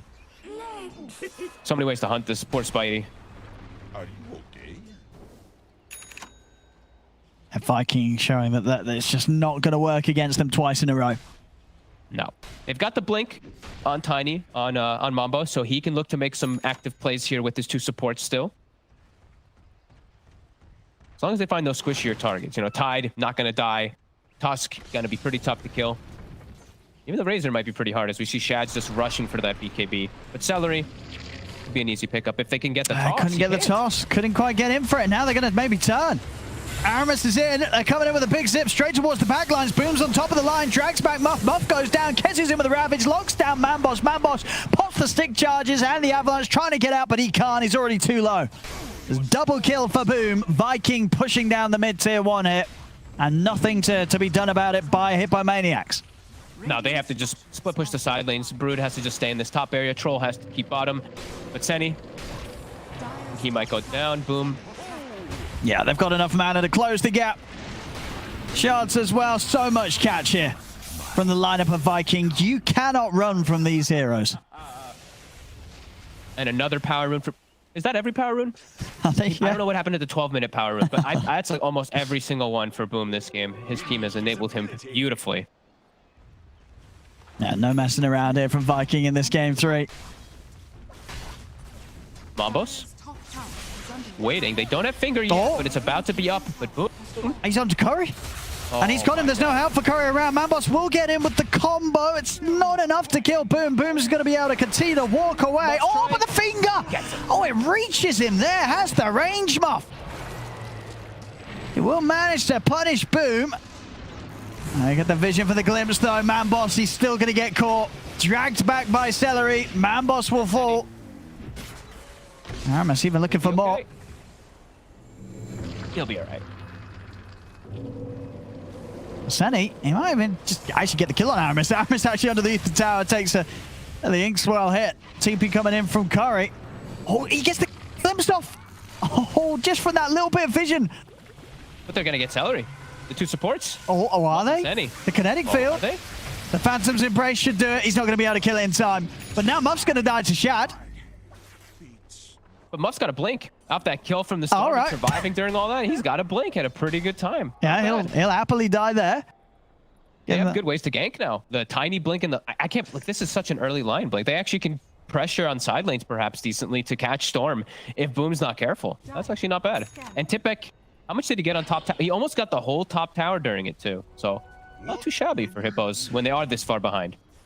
No, not at all. Let's see what they can do around the line blink. See what they can set up.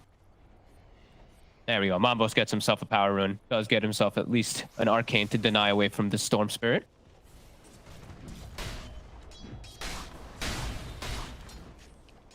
A little bit a little bit of a shake up there. Boom. Oh, he's quick. In fact, he's looking to go back in. He's going to turn over towards the line, make sure he can take out Muff before Muff can do anything. Muff's gone. Manboss also caught to the side. They try and make that jump around mid. It doesn't work out. It would have been tough anyway. Like he is 1280 HP, but they don't have the finger yet, so they tried to get the jump, but they're punished quick. Tipback continues to pressure top. Troll, Curry. He's at least got Maelstrom, but it's still so far behind. And just playing into Razor, it's like it's so hard for him to ever really catch up in this game. Like, no. Razor's always just going to stick on him the entire time. They have so many ways to actually catch and slow him down too. And this is tough for Hippos. Is Tipek constantly hunted? Celery with the glimpse. Oh, Tipek. I mean, when they find him, he can't do anything right now. No. He is dead every time they get that catch on him. So many different, like we said, so many different forms of vision and control for this Bruta. Unlike last time when they had like very limited actual ways to catch him. It's a completely different game, right? Boom in the other game was he was really suffering on the Morphling. This one, he's got a firm grasp as the Storm Spirit.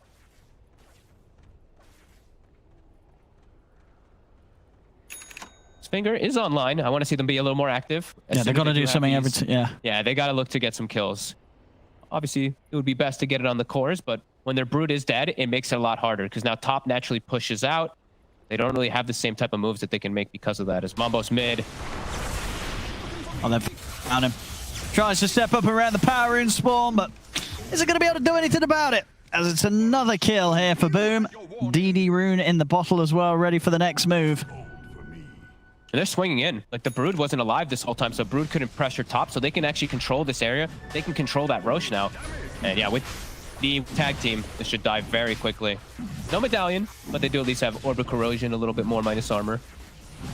See, Aramis' Blink Dagger coming. Can Hippos go for a steal?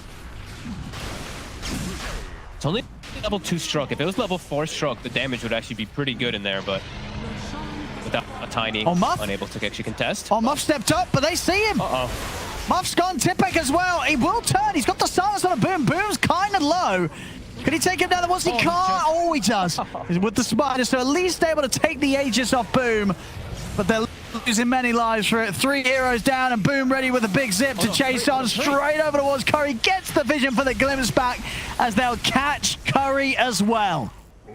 Oh, Curry wasn't even in the fight. He just showed up to farm and just dies. Oh, Manboss. Oh, no. Manboss showing mid hit. Kezu. Are you going to get the gush off in time before the blink? Oh, he's got him. He's got him. They're going to be able to catch and trap Manboss. Muff's coming in with a stun, but the static storm's down. Manboss will fall. I mean, Muff, they've got the glimpse back up. They're going to be able to catch Muff again. He'll get the finger off, but it isn't enough damage to bring down Aramis. This is just death after death after death here. As Senny static linked and taken out. It's just raw. It's getting brutal. That was kill after I kind of lost count of how many kills they got there. It just didn't stop. 27-7 now. Our favorite. When things just really start to crumble, they crumble even faster. I mean, Kearney's TP for me was the start of the whole crumble, really. He TP'd to go farm, and he just dies because of the zip, because the storm dies and gets full mana. Great ward coverage from Vikingg around that triangle, and now they've solidified this lead. I don't know how Hippo's... Yeah, Hippo's like has no hope to come back from this one. Curry's just he's so far behind. Yeah, the brood plan just didn't have the same hit here in game 3 as it did in game 2. Vikingg prepared for it, and Tipex just had a tough game. He's got farm, but 0-5-0, just unable to have any sort of impact at all this time round. They're just so limited with their moves. They picked like for lanes, right? But they don't have any team fight. So even when they run into Vikingg, they can get these small individual kills on like one target if they throw everything onto him, but then the fight's over. Like they don't actually have any of those rest of those combos, any big fights. Like Vikingg, they can just take them much easier.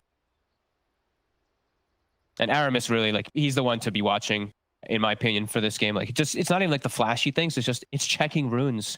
It's something kind of simple that he did every time. 2 minutes, 4 minutes, 6, 8, 10. He got Boom to such a good position this game that Boom's just had a full free time on the Storm, hunting the Brood all over the place, hunting Curry on the Troll, just hunting anybody, really. And that really is what can happen when a 4 position just checks every rune for you and you just are always on the map from full bottles. We'll see again. It's just this last fight where poor Curry. It's kind of any hope that they did have here. Hippomaniacs just crumbled completely. As, oh, there we go. Oh, another cat. Beautiful stuff. We've got a couple of cats in action here, enjoying the game. Kitties. Lovely stuff here. They're playing right now. That's why Kez was doing so well. Got him. Damn. Apologies for the pause, ladies and gentlemen. Hopefully Boom's going to be able to get himself back in. And we'll see if Hippomaniacs can get anyone with this smoke. I mean, is that... Wait, has Aramis got an invis rune? He's invis, yes. He is invis. They do have a sentry on the high ground with an obs, though, so... Okay, so maybe they get the kill on him, but either way, he's going to be the one to catch this smoke gank. And Kezu's close by. Where's Kezu's Ags? It's all the way back at base, so... He doesn't have the Ags yet, so I don't know if he'll full commit with like a Ravage or anything like that. We'll see. Does Boom have Boom has TP available, so there is a chance that Kezu just jumps in and Ravages if they go, and then Boom TP's mid and zips in for cleanup. Yeah, you're right. Yeah, with that tier 1 still up. Yeah. If they're going to be quick on this, they because Aramis is tanky. There's no finger. He's gonna get like silenced and stuff from the Grimstroke and comboed from Tiny, but he's 1700 HP still, so it might take them some time to actually bring him down. Oh yeah, if they even get the initial go on him, like. A lot of different things that could happen here. Or they just let him die and then they just reset and Vikingg plays it safe. A lot of different things that could happen. We'll see how quick they are to respond. Oh yeah, I think you're right. The intention's definitely going to be there for them to find action, especially when they're making the move as they were. You know, with Kezu heading straight down. You know, it's not like the creep wave's in a position to push the tower. You know, what else are they coming into the jungle for? They're coming into the jungle to fight. Yeah. Celery's close by too. Yeah. He's got Static Storm in a second or so. He was already moving the smoke into his bags. I think they maybe we'll see how it all ends up because they don't know that they're smoked around here. That's the thing. So they're gonna have to just react instantly. And okay, Boom is reconnecting, and let's see what does happen. This could blow up in Hippomaniac's face. If Vikings choose to fight this, it's gonna be pretty terrifying. And actually, they're scared. Yeah. Yeah, they saw Tide. They were like, all right, never mind. Okay. Let's not do this. Probably pretty appropriate. As Aramis getting behind enemy lines. Quite get any info though, as they are swinging toward top to play with the Brood. But you know, Kezu's up here, and Kezu, he is not the target that they want. This is a very chunky Tidehunter. Radiant's middle tower is under attack. Yeah, they can't jump him. They'll go for mid tower with the spiders. Bring it down pretty quickly. But the TPs, there's Kezu. Oh, Kezu just jumps in. I mean, he knows, yeah. He's like, all right, just blink straight into them. And they're having a run. They are having a run. Steady. He's got a TP out. He'll get away. Kezi not going to blow the Ravage for that. Is anyone going to get caught? Shad, he's swinging over. He's trying for somebody. They still have this ward on the enemy triangle to watch Curry. Wasn't actually taken out, even though there is a sentry on the high ground for Hippos. They didn't see it. Curry stepped back up. A long zip. He stepped back into this. They've got the silence. He's not going to have anything to protect himself. Curry dies. And back over in their jungle, Vikingg, they've got the catch on Tipek. Going to go for the TP out, but Kezu has got the Ravage, and he'll use it for the Brood. There's no escape, and the rest of Vikingg, they're continuing to dive in towards the base. Manboss gone. As across the map there, all 3 cores taken out by Vikingg. Yeah, they're going to call it. I just saw the Midas get queued up from the Tiny. He's 1-9 this game. 1-9-2 on that mid. Just Vikingg with a much cleaner draft in the early game. You know, Aramis, he made the game. It's just minutes. He just checked every rune. They dominated bottom. He got boom, just an amazing head start. And yeah, it was clean from there for Vikingg. It really was. It really was. And this, you know, obviously coming into the series.